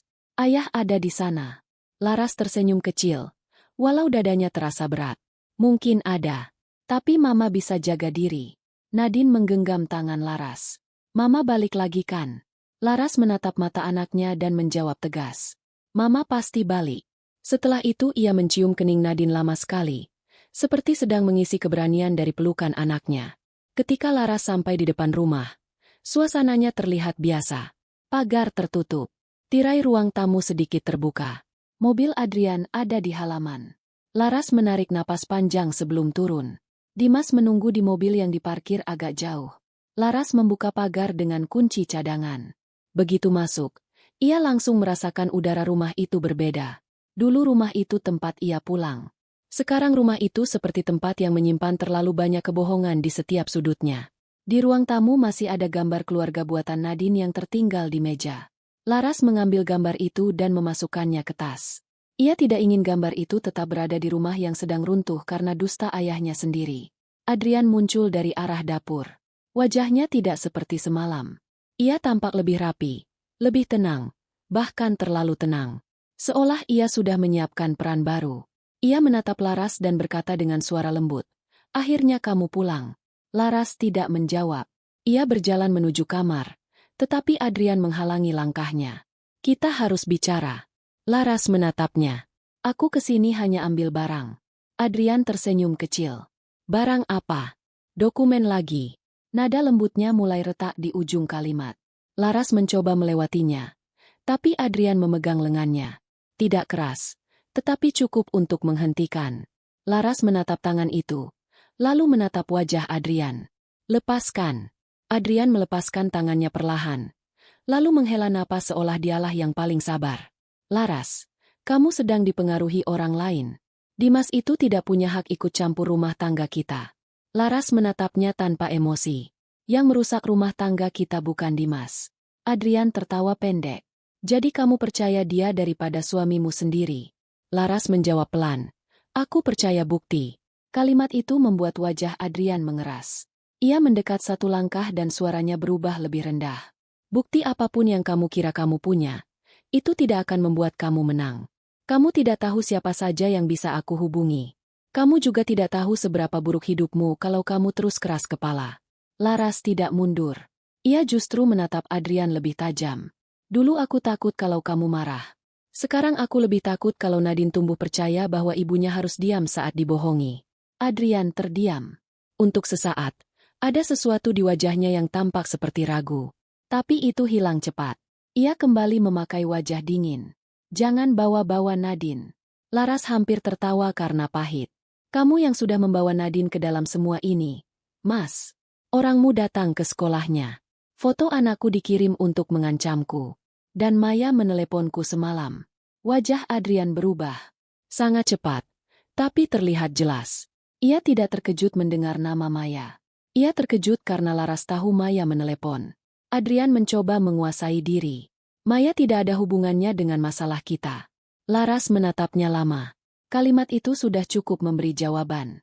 Maya bukan sekadar nama. Maya penting bagi Adrian. Laras tidak membalas. Ia masuk kamar dan membuka lemari. Beberapa dokumen masih ada, tetapi susunannya berubah. Laras langsung tahu Adrian sudah memeriksanya. Ia mengambil sertifikat tanah, buku tabungan, akta nikah, akta lahir Nadine, dan beberapa map lama yang masih tersisa. Saat ia membuka laci bawah, jantungnya berhenti sesaat. Laci itu kosong. Padahal sebelumnya ada buku catatan kecil milik ayahnya, berisi daftar aset keluarga dan beberapa catatan uang yang pernah dipinjam Adrian saat awal usaha. Laras keluar kamar sambil membawa map. Adrian berdiri di depan pintu, seperti sudah menunggu reaksinya. Di mana buku catatan ayahku? Adrian mengangkat alis. Buku apa? Laras mendekat. Jangan pura-pura tidak tahu. Buku coklat kecil yang ada di laci bawah. Adrian menyandarkan bahu ke pintu. Mungkin kamu lupa menaruhnya. Laras menatapnya dengan dada naik turun. Buku itu tidak bernilai untuk orang lain, tapi sangat penting bagi Laras. Di dalamnya ada tulisan tangan ayahnya. Ada bukti awal tentang uang yang pernah diberikan kepada Adrian. Ada jejak yang mungkin bisa menjelaskan dari mana semua kebohongan keuangan itu dimulai. Tiba-tiba bel rumah berbunyi. Laras dan Adrian sama-sama menoleh. Adrian tampak sedikit terkejut, lalu cepat berjalan ke depan. Laras mengikutinya dari jarak beberapa langkah. Saat pintu dibuka, Bu Ratna berdiri di luar bersama dua kerabat Adrian. Wajah mereka keras, seperti sudah datang dengan keputusan. Bu Ratna masuk tanpa menunggu dipersilakan. Ia menatap Laras dari atas ke bawah, lalu berkata, "Cukup, Laras. Hari ini semua harus jelas. Kamu tidak bisa membawa pergi Nadine dan menuduh Adrian macam-macam tanpa bukti di depan keluarga." Laras memegang tasnya lebih erat. Ia melirik Adrian. Pria itu berdiri di samping ibunya dengan wajah lelah yang dibuat-buat. Saat itu Laras mengerti. Adrian sudah memanggil keluarganya. Ia ingin menjadikan Laras sebagai istri yang bermasalah sebelum kebenaran sempat keluar. Bu Ratna duduk di ruang tamu dan meminta Laras duduk juga. Laras tetap berdiri. Salah satu kerabat Adrian berkata bahwa masalah rumah tangga harus diselesaikan baik-baik, bukan dengan membawa anak pergi dan bertemu laki-laki lain. Kalimat itu membuat Laras menoleh cepat. Laki-laki lain. Jadi Adrian sudah mulai menyeret nama Dimas. Adrian menunduk, seolah tidak ingin bicara, tetapi sikap diamnya justru membuat tuduhan itu terlihat benar. Laras menatap satu persatu orang di ruang tamu. Mereka datang bukan untuk mendengar. Mereka datang untuk menekan. Laras membuka tasnya perlahan. Ia sebenarnya belum ingin menunjukkan bukti di rumah itu. Belum dengan cara yang terburu-buru. Namun tuduhan tentang Dimas membuat batas sabarnya menipis. Sebelum Laras sempat mengeluarkan ponsel, Adrian mendekat dan berkata pelan di dekat telinganya, "Kalau kamu buka sekarang, kamu akan menyesal." Laras menatapnya. Ancaman itu membuat semuanya semakin jelas. Adrian tidak takut kehilangan Laras. Adrian takut semua orang melihat wajah aslinya. Laras memasukkan kembali ponselnya ke tas dan tersenyum tipis. "Tidak sekarang, Mas. Aku tidak akan membuang bukti penting di ruang tamu yang sudah kamu atur." Bu Ratna berdiri dengan wajah marah. "Maksudmu apa?" Laras menatap mertuanya dengan tenang. "Maksud saya, kalau keluarga ingin kebenaran, nanti saya akan tunjukkan di waktu yang tepat. Bukan saat Adrian masih bisa memotong cerita." Setelah itu Laras berjalan menuju pintu. Adrian mencoba menahan, tetapi Laras sudah lebih cepat membuka pintu. Di luar, Dimas berdiri di dekat pagar. Rupanya ia melihat situasi dari mobil dan mendekat untuk berjaga. Bu Ratna melihat Dimas dan langsung berkata keras, "Itu laki-laki yang membuatmu berani melawan suami." Laras berhenti di ambang pintu, lalu menoleh. "Bukan dia yang membuat saya berani, Bu. Kebohongan anak ibu yang membuat saya tidak takut lagi." Laras keluar dan berjalan cepat menuju mobil Dimas. Dari belakang, Adrian memanggil namanya. Suaranya tidak lagi lembut. "Laras, jangan pikir ini selesai." Laras berhenti sebentar, tetapi tidak menoleh. Ia hanya menggenggam tas berisi dokumen lebih erat. Saat masuk ke mobil, ia membuka map yang baru saja ia ambil. Di antara lembar lama itu, ada amplop kecil yang tadi tidak sempat ia perhatikan. Laras membukanya saat mobil mulai bergerak. Di dalamnya ada salinan foto lama Adrian bersama Maya, bertanggal 5 tahun lalu. Di belakang foto itu ada tulisan tangan ayah Laras yang membuat napasnya tercekat. "Hati-hati dengan Adrian. Ada yang tidak dia ceritakan padamu." Laras menatap foto lama itu tanpa berkedip. Mobil yang dikendarai Dimas terus melaju, tetapi bagi Laras semua suara di sekitarnya seperti menghilang. Di foto itu, Adrian berdiri di depan sebuah restoran bersama Maya. Mereka tidak tampak seperti dua orang yang baru saling kenal. Maya tersenyum sambil memegang lengan Adrian, sementara Adrian menunduk sedikit ke arahnya dengan tatapan yang terlalu akrab. Tanggal di sudut foto menunjukkan 5 tahun lalu. Bukan 1 tahun. Bukan 2 tahun. 5 tahun. Artinya, saat Laras masih sibuk mengurus Nadine yang sering sakit, saat ia masih percaya Adrian bekerja keras membangun usaha, Adrian sudah berjalan bersama wanita itu. Tapi yang membuat tangan Laras benar-benar gemetar bukan foto itu. Yang membuat dadanya sesak adalah tulisan tangan ayahnya di belakang foto. "Hati-hati dengan Adrian. Ada yang tidak dia ceritakan padamu." Dimas menepi di pinggir jalan ketika melihat wajah Laras memucat. Ia meminta foto itu, lalu membacanya pelan. Dimas juga terdiam. Selama beberapa detik, tidak ada suara di dalam mobil. Laras menutup mata dan menekan foto itu ke dadanya. Ayahnya meninggal 3 tahun lalu. Selama ini Laras selalu mengira ayahnya pergi dengan hati tenang karena melihat putrinya hidup bersama suami yang mapan. Tapi foto ini membuat semuanya berubah. Ayahnya ternyata pernah tahu sesuatu. Ayahnya pernah melihat sesuatu. Mungkin ayahnya pernah mencoba memperingatkan Laras, tetapi tidak sempat. Atau mungkin, selama ini Laras yang terlalu percaya pada Adrian sampai tidak melihat tanda-tanda dari ayahnya sendiri. Dimas bertanya pelan dari mana foto itu bisa berada di antara dokumen lama. Laras menggeleng. Ia tidak tahu. Ia bahkan tidak ingat pernah melihat amplop kecil itu sebelumnya. Saat membuka kembali isi amplop, Laras menemukan selembar kartu nama yang warnanya sudah agak pudar. Nama yang tertulis di sana adalah Hendra Prasetyo, konsultan hukum keluarga. Di belakang kartu itu ada catatan kecil dengan tulisan ayah Laras. "Kalau terjadi sesuatu, temui Pak Hendra." Laras membaca catatan itu berulang-ulang. Napasnya mulai berat. Jadi bukan hanya foto. Ayahnya meninggalkan jalan untuk mencari jawaban. Dan selama ini, jalan itu tersembunyi di dalam berkas yang hampir saja diambil Adrian. Dimas langsung mencari alamat kantor Pak Hendra melalui ponselnya. Kantor itu masih ada. Tidak terlalu jauh dari tempat mereka. Laras ragu karena Nadine masih menunggu di rumah Reni. Tapi Dimas mengingatkan bahwa Adrian sudah tahu Laras mengambil dokumen. Kalau mereka menunda, bisa saja Adrian bergerak lebih cepat. Laras akhirnya mengangguk. Ia menghubungi Reni sebentar untuk memastikan Nadine aman, lalu meminta Dimas mengantar ke kantor Pak Hendra. Sepanjang perjalanan, Laras hanya menatap foto itu. Semakin lama ia melihatnya, semakin jelas satu hal. Adrian bukan pria yang jatuh ke dalam kesalahan. Adrian pria yang membangun kebohongan dengan sabar, lapis demi lapis, sampai semua orang di sekitarnya percaya bahwa ia korban dari kecurigaan istrinya. Kantor Pak Hendra berada di ruko tua yang cukup sepi. Laras dan Dimas masuk ruang tunggu kecil dengan kursi kayu dan rak berisi map tebal. Seorang staf meminta mereka menunggu. Tidak lama kemudian, seorang pria berusia sekitar 60 tahun keluar dari ruang dalam. Rambutnya sudah banyak memutih, tetapi matanya tajam. Begitu melihat Laras, wajah pria itu berubah. "Kamu Laras, anak Pak Surya." Laras berdiri perlahan. "Iya, Pak. Saya Laras." Pak Hendra menghela napas panjang, seperti orang yang sudah lama menunggu hari itu. Ia mempersilakan Laras masuk ke ruang kerjanya. Dimas ikut masuk setelah Laras memberi izin. Di dalam ruangan, Laras meletakkan foto dan kartu nama di atas meja. Pak Hendra menatap benda itu lama. Lalu ia membuka laci dan mengeluarkan sebuah map coklat tua. Map itu tampak sudah lama disimpan.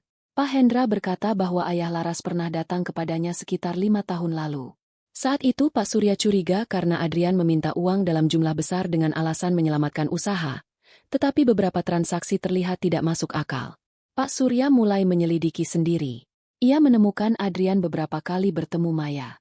Ia juga menemukan ada rencana pembelian rumah kecil melalui jalur yang tidak langsung memakai nama Adrian. Laras merasa tenggorokannya kering. "Kenapa ayah tidak bilang ke saya, Pak?" Pak Hendra menatap Laras dengan wajah berat. "Ayahmu ingin memastikan dulu. Dia tidak mau menghancurkan rumah tanggamu hanya karena dugaan. Dia bilang kamu sangat percaya pada Adrian, dan dia takut kamu terluka kalau buktinya belum lengkap." Laras menunduk. Air matanya jatuh tanpa bisa ditahan. Selama ini ayahnya diam bukan karena tidak peduli. Ayahnya diam karena ingin melindunginya. Tapi diam itu justru membuat Laras hidup lebih lama dalam kebohongan Adrian. Pak Hendra membuka map coklat itu. Di dalamnya ada beberapa catatan, salinan transaksi lama, dan satu surat yang masih tersegel.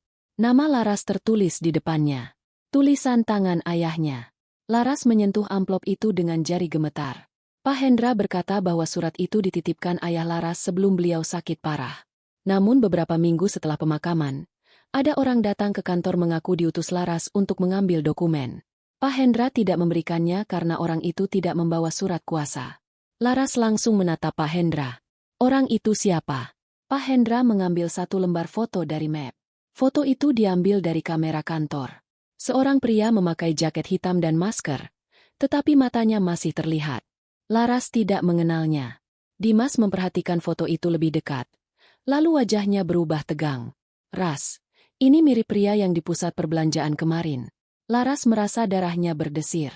Jadi orang yang mengikutinya bukan orang baru. Orang itu mungkin sudah lama berada di sekitar Adrian.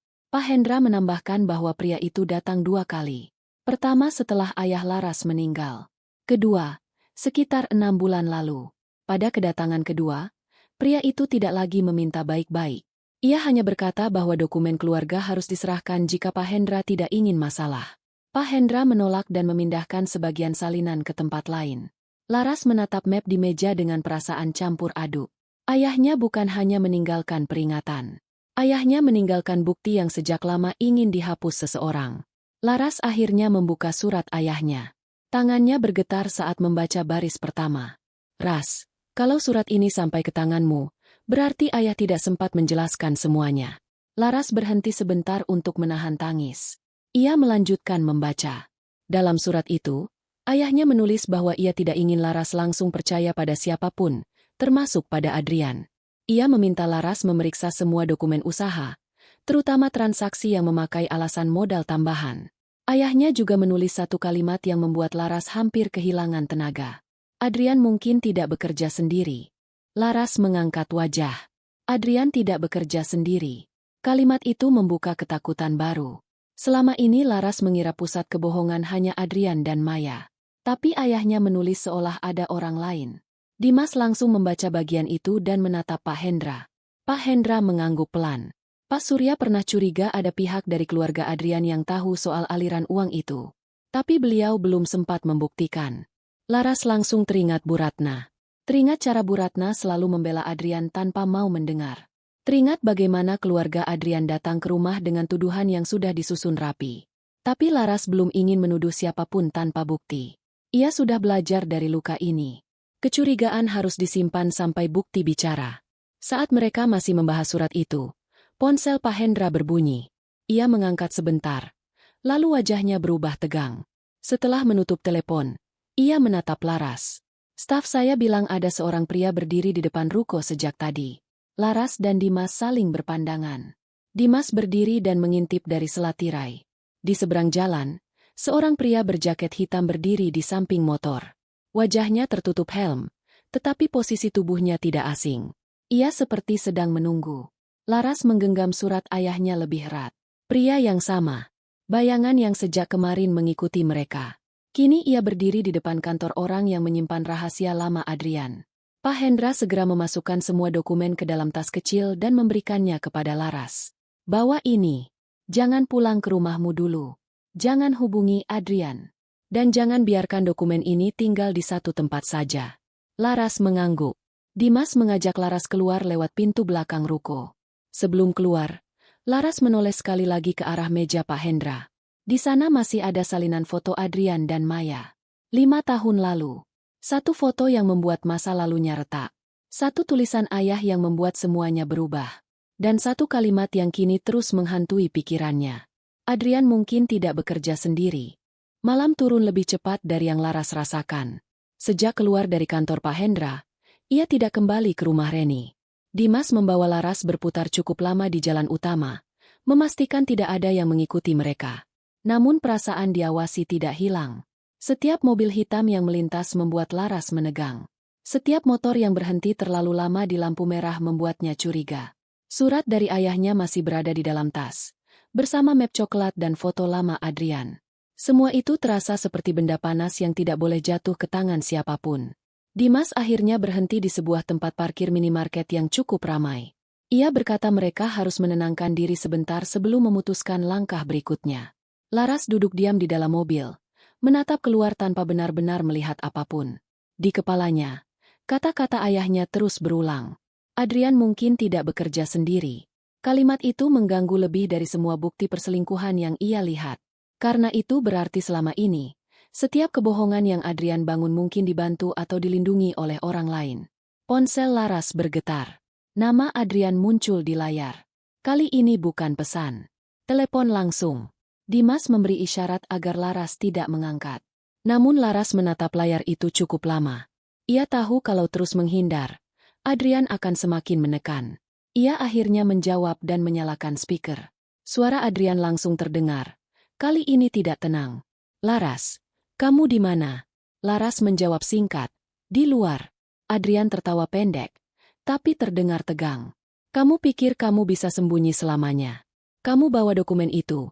Kamu bawa anak kita, kamu libatkan orang luar, dan sekarang kamu buat semua orang mencarimu. Laras menatap Dimas.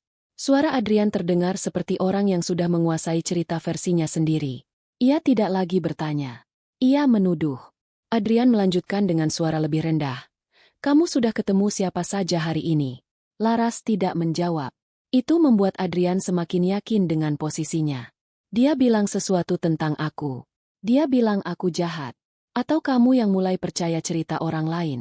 Laras akhirnya berbicara pelan. Aku tidak perlu percaya cerita orang lain kalau aku sudah melihat sendiri. Ada jeda di ujung telepon. Setelah itu suara Adrian berubah. Lebih dingin. Lebih terkendali. Kamu melihat apa? Laras tidak langsung menjawab. Di luar mobil, orang-orang masih lalu lalang.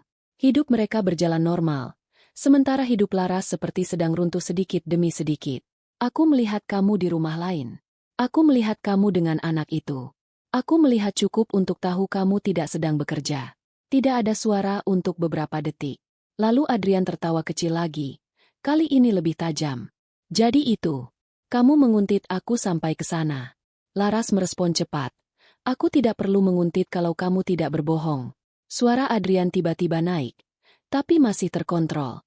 Kamu tidak mengerti apa yang kamu lihat. Kamu tidak tahu konteksnya.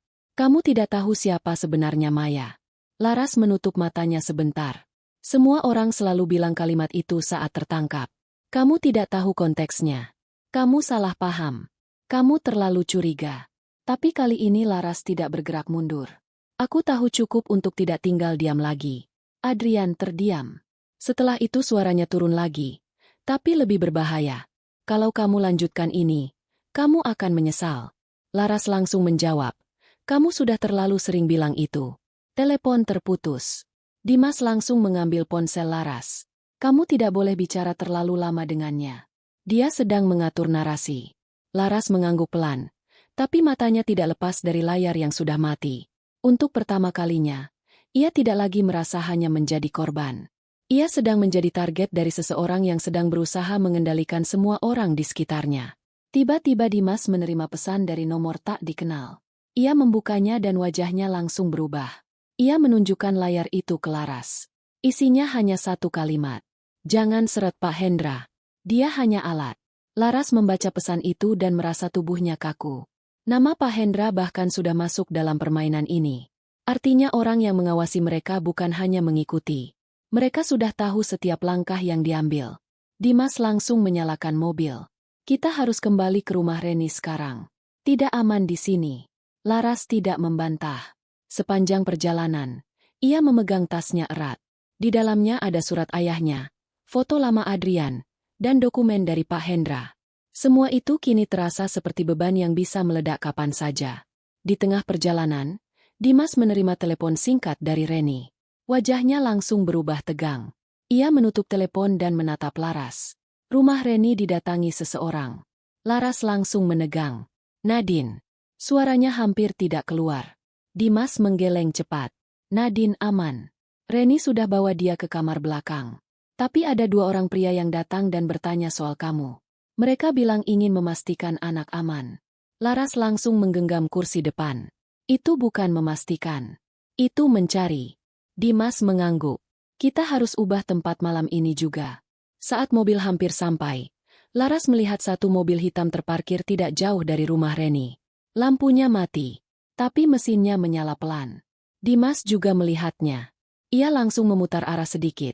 Tidak masuk langsung ke depan rumah. Kita tunggu dulu. Laras menatap mobil itu tanpa berkedip. Perasaan yang sama seperti di sekolah kembali muncul. Orang itu ada di sini. Orang yang sama yang mengirim foto Nadine.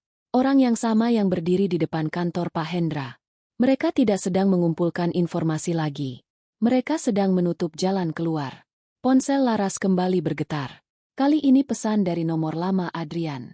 Hanya satu kalimat. Pulang sekarang. Kalau tidak, aku yang akan datang menjemput kamu. Laras membaca pesan itu tanpa ekspresi. Tidak ada lagi rasa kaget. Tidak ada lagi kebingungan. Yang tersisa hanya kesadaran bahwa Adrian sudah berhenti berusaha terlihat benar. Sekarang ia hanya ingin mengendalikan. Dimas memarkir mobil di gang kecil di belakang rumah Reni. Kita masuk dari belakang. Cepat. Laras mengangguk. Mereka turun tanpa suara. Dari dalam rumah, suara televisi kecil terdengar. Reni sedang menenangkan Nadine. Saat Laras masuk, Nadine langsung berlari memeluknya. Mama lama. Laras berlutut dan memeluk anak itu erat. Mama di sini. Nadine menatap ibunya, lalu berkata pelan. Ada om-om di depan rumah tadi. Mereka tanya Mama. Laras mengusap kepala Nadine, menahan semua emosi agar tidak keluar di depan anaknya. Sekarang kamu aman. Tidak ada yang akan ganggu kamu. Dimas dan Reni berbicara pelan di sudut ruangan. Mereka sepakat Nadine tidak boleh lagi berada di satu tempat tetap. Terlalu berbahaya. Reni menawarkan rumah saudaranya di luar kota. Laras mengangguk tanpa banyak bicara. Di kepalanya, ia sudah tidak lagi memikirkan rumah. Ia memikirkan siapa yang mengatur semua ini. Saat malam semakin dalam, Laras duduk di lantai kamar bersama Nadine yang sudah tidur. Ia membuka kembali surat ayahnya. Ia membaca kalimat terakhir yang belum sempat ia pahami sepenuhnya. Adrian mungkin tidak bekerja sendiri, tapi ada satu orang yang ayah lebih khawatirkan. Laras berhenti. Kalimat itu tidak selesai di dalam surat. Seolah ayahnya sengaja tidak menuliskan nama itu dengan jelas. Atau tidak sempat. Tiba-tiba suara langkah terdengar dari luar rumah. Dimas langsung berdiri. Reni mematikan lampu ruang depan. Laras menutup surat itu cepat dan menatap pintu kamar. Langkah itu tidak terburu-buru, tidak panik, tapi juga tidak ragu. Seperti seseorang yang sudah tahu persis kemana harus masuk. Dan malam itu, Laras sadar satu hal. Perang ini tidak lagi terjadi antara dirinya, Adrian, dan Maya saja. Ada satu orang lagi yang mulai mendekat ke dalam cerita. Dan orang itu sudah tahu semua titik lemah mereka. Langkah kaki di luar rumah Reni semakin dekat. Laras berdiri di depan pintu kamar sambil memeluk Nadine yang mulai terbangun. Dimas memberi isyarat agar semua tetap diam. Reni mematikan lampu ruang tengah, hanya menyisakan cahaya kecil dari dapur. Beberapa detik kemudian, pintu depan diketuk pelan. Bukan ketukan panik, bukan ketukan orang tersesat. Ketukan itu terdengar tenang, seperti orang yang yakin akan dibukakan pintu. Laras menahan napas. Nadine menggenggam bajunya dan berbisik, "Mama, itu ayah." Laras tidak menjawab. Ia hanya memeluk anaknya lebih erat. Dari balik pintu, suara Adrian terdengar. "Laras, aku tahu kamu di dalam. Jangan buat semua ini makin jauh. Bawa Nadine keluar. Kita pulang." Suaranya dibuat lembut, tetapi Laras sudah tahu nada itu. Itu suara yang sama saat Adrian berbohong tentang rapat. Suara yang sama saat ia meminta Laras menjual tanah ayahnya. Suara yang sama saat ia membuat semua orang percaya bahwa Laras hanya istri pencemburu. Laras tidak bergerak. Ia menatap Dimas, lalu menunjuk ponsel. Dimas mengangguk dan mulai merekam. Ketukan terdengar lagi. Kali ini lebih keras. Lalu suara Bu Ratna muncul dari luar. "Laras, buka pintunya. Jangan sembunyikan cucu saya. Kamu sudah keterlaluan." Laras memejamkan mata. Jadi benar, Adrian tidak datang sendiri. Ia membawa ibunya, 2 kerabat, dan mungkin orang-orang yang selama ini membantunya menekan Laras. Reni menatap Laras dengan wajah cemas. Laras menarik napas dalam, lalu menyerahkan Nadine kepada Reni. "Sayang, kamu masuk kamar dulu sama Tante Reni. Apapun yang kamu dengar, jangan keluar sebelum Mama panggil." Nadine menangis kecil, tapi ia mengangguk. Laras berjalan ke ruang depan. Ia membuka pintu, tetapi hanya sedikit. Adrian berdiri di luar dengan wajah lelah yang dibuat seolah ia korban. Bu Ratna ada di sampingnya. Matanya merah karena marah. Di belakang mereka, 2 pria yang pernah dilihat Laras di sekitar sekolah Nadine berdiri diam. Saat melihat pria itu, dada Laras terasa panas. Jadi bukan dugaan lagi. Orang yang mengancam Nadine memang berada di lingkaran Adrian. Adrian mencoba masuk, tetapi Laras menahan pintu. "Jangan masuk." Adrian tersenyum tipis. "Ini sudah cukup. Laras, kamu sudah mempermalukan aku, membawa anakku pergi, menyebarkan cerita ke orang luar. Sekarang kamu pulang baik-baik, atau aku pastikan semua orang tahu kamu yang merusak keluarga ini." Laras menatapnya lama. Dulu ancaman seperti itu akan membuatnya mundur. Malam itu tidak. Ia membuka pintu lebih lebar, lalu berkata dengan suara tenang, "Masuklah." Tapi setelah masuk, jangan berharap bisa keluar dengan cerita palsu yang sama. Adrian tampak ragu sebentar. Namun karena Bu Ratna sudah melangkah masuk lebih dulu, ia ikut masuk. 2 pria itu juga hendak masuk, tetapi Dimas berdiri menghadang. Mereka tidak perlu ikut. Salah satu pria menatap Adrian, seperti menunggu perintah. Adrian akhirnya memberi isyarat agar mereka tetap di luar. Di ruang tengah, suasana terasa sangat tegang. Bu Ratna langsung menyerang Laras. "Kamu sudah membuat Adrian seperti penjahat. Kamu tidak tahu betapa capeknya dia bekerja untukmu." Laras mendengar kalimat itu dengan wajah datar. Ia lalu mengambil tas kecil dari meja dan mengeluarkan beberapa lembar bukti. Foto pesan dari Maya. Foto Adrian bersama Zahra. Bukti transfer. Dokumen rumah. Surat ayahnya. Rekaman suara Maya. Rekaman ancaman Adrian. Semua ia letakkan di meja satu persatu. Bu Ratna masih terlihat marah, tetapi matanya mulai berubah ketika melihat foto Adrian menggendong Zahra. Adrian cepat berdiri. "Itu bisa dijelaskan." Laras menoleh kepadanya. "Jelaskan sekarang. Di depan ibumu. Di depan semua orang." "Siapa Zahra?" Adrian terdiam. Bu Ratna menatap anaknya. "Adrian, itu anak siapa?" Untuk pertama kalinya, Adrian tidak punya jawaban cepat. Laras menekan layar ponselnya dan memutar rekaman suara Maya. Suara Maya terdengar jelas, mengatakan bahwa Adrian sudah memilih hidupnya dan Laras sebaiknya berhenti. Bu Ratna duduk perlahan, Wajahnya mulai pucat. Laras lalu memutar rekaman ancaman Adrian. Jangan buat aku marah. Kamu belum tahu akibatnya kalau terus melawan. Ruangan itu hening. Adrian menatap Laras dengan mata penuh amarah. Kamu merekam aku. Laras mengangguk. Iya. Karena selama ini kata-katamu selalu berubah. Bukti tidak bisa kamu putar seperti cerita. Adrian maju satu langkah. Tetapi Dimas langsung berdiri di samping Laras. Adrian berhenti. Bu Ratna memegang foto Zahra dengan tangan gemetar. Ia bertanya lagi. Adrian, anak itu anakmu. Adrian menunduk.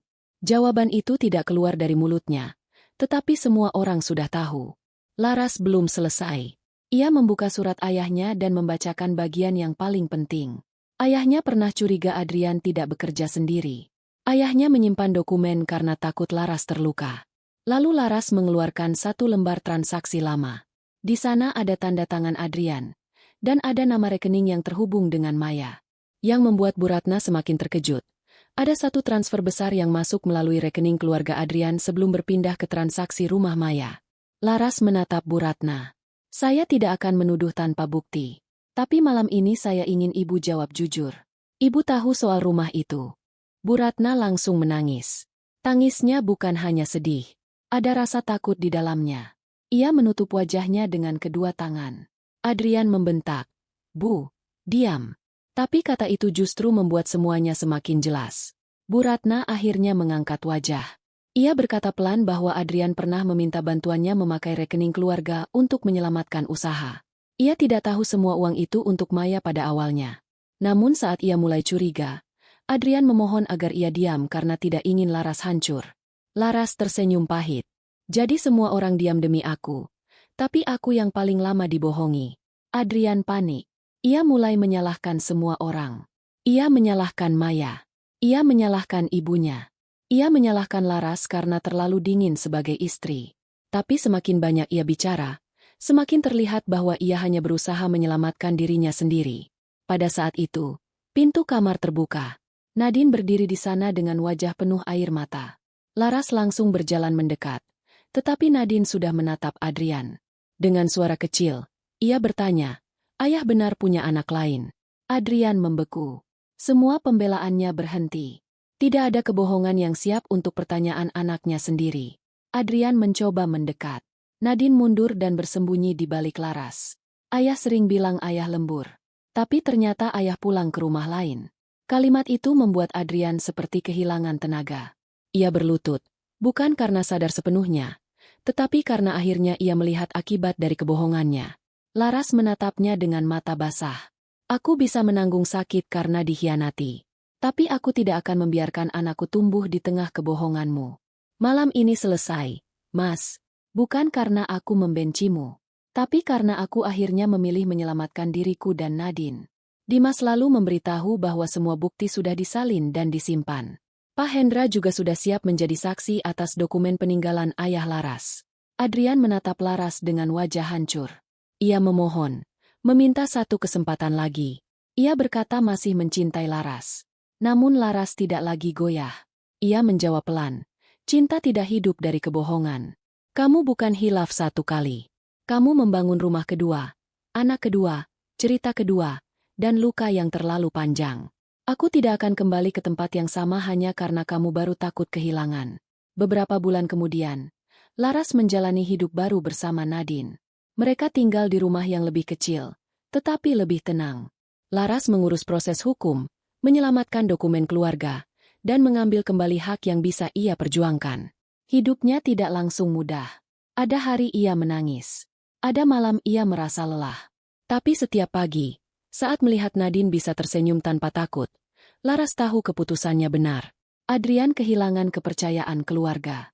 Bu Ratna datang meminta maaf kepada Laras, bukan untuk membela anaknya lagi, tetapi karena akhirnya melihat bahwa diamnya telah memperpanjang penderitaan seorang istri.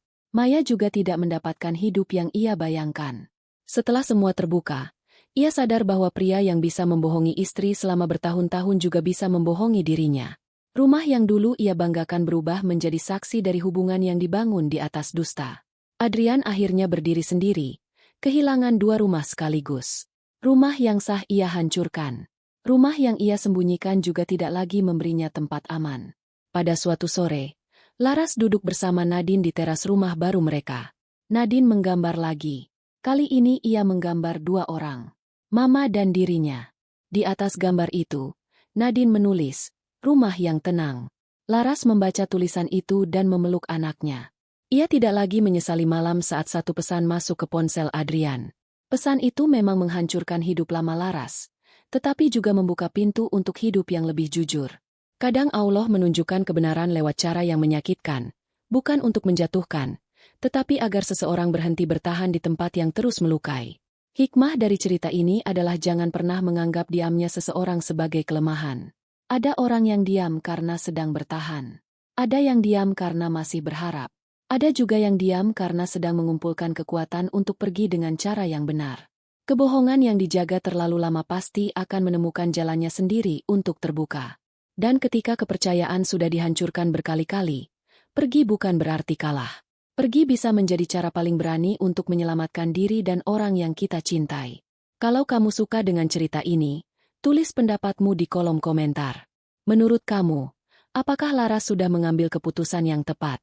Jangan lupa tekan like, bagikan cerita ini, dan subscribe agar tidak ketinggalan cerita rumah tangga penuh konflik, rahasia, dan pelajaran hidup berikutnya. Terima kasih sudah menonton sampai akhir.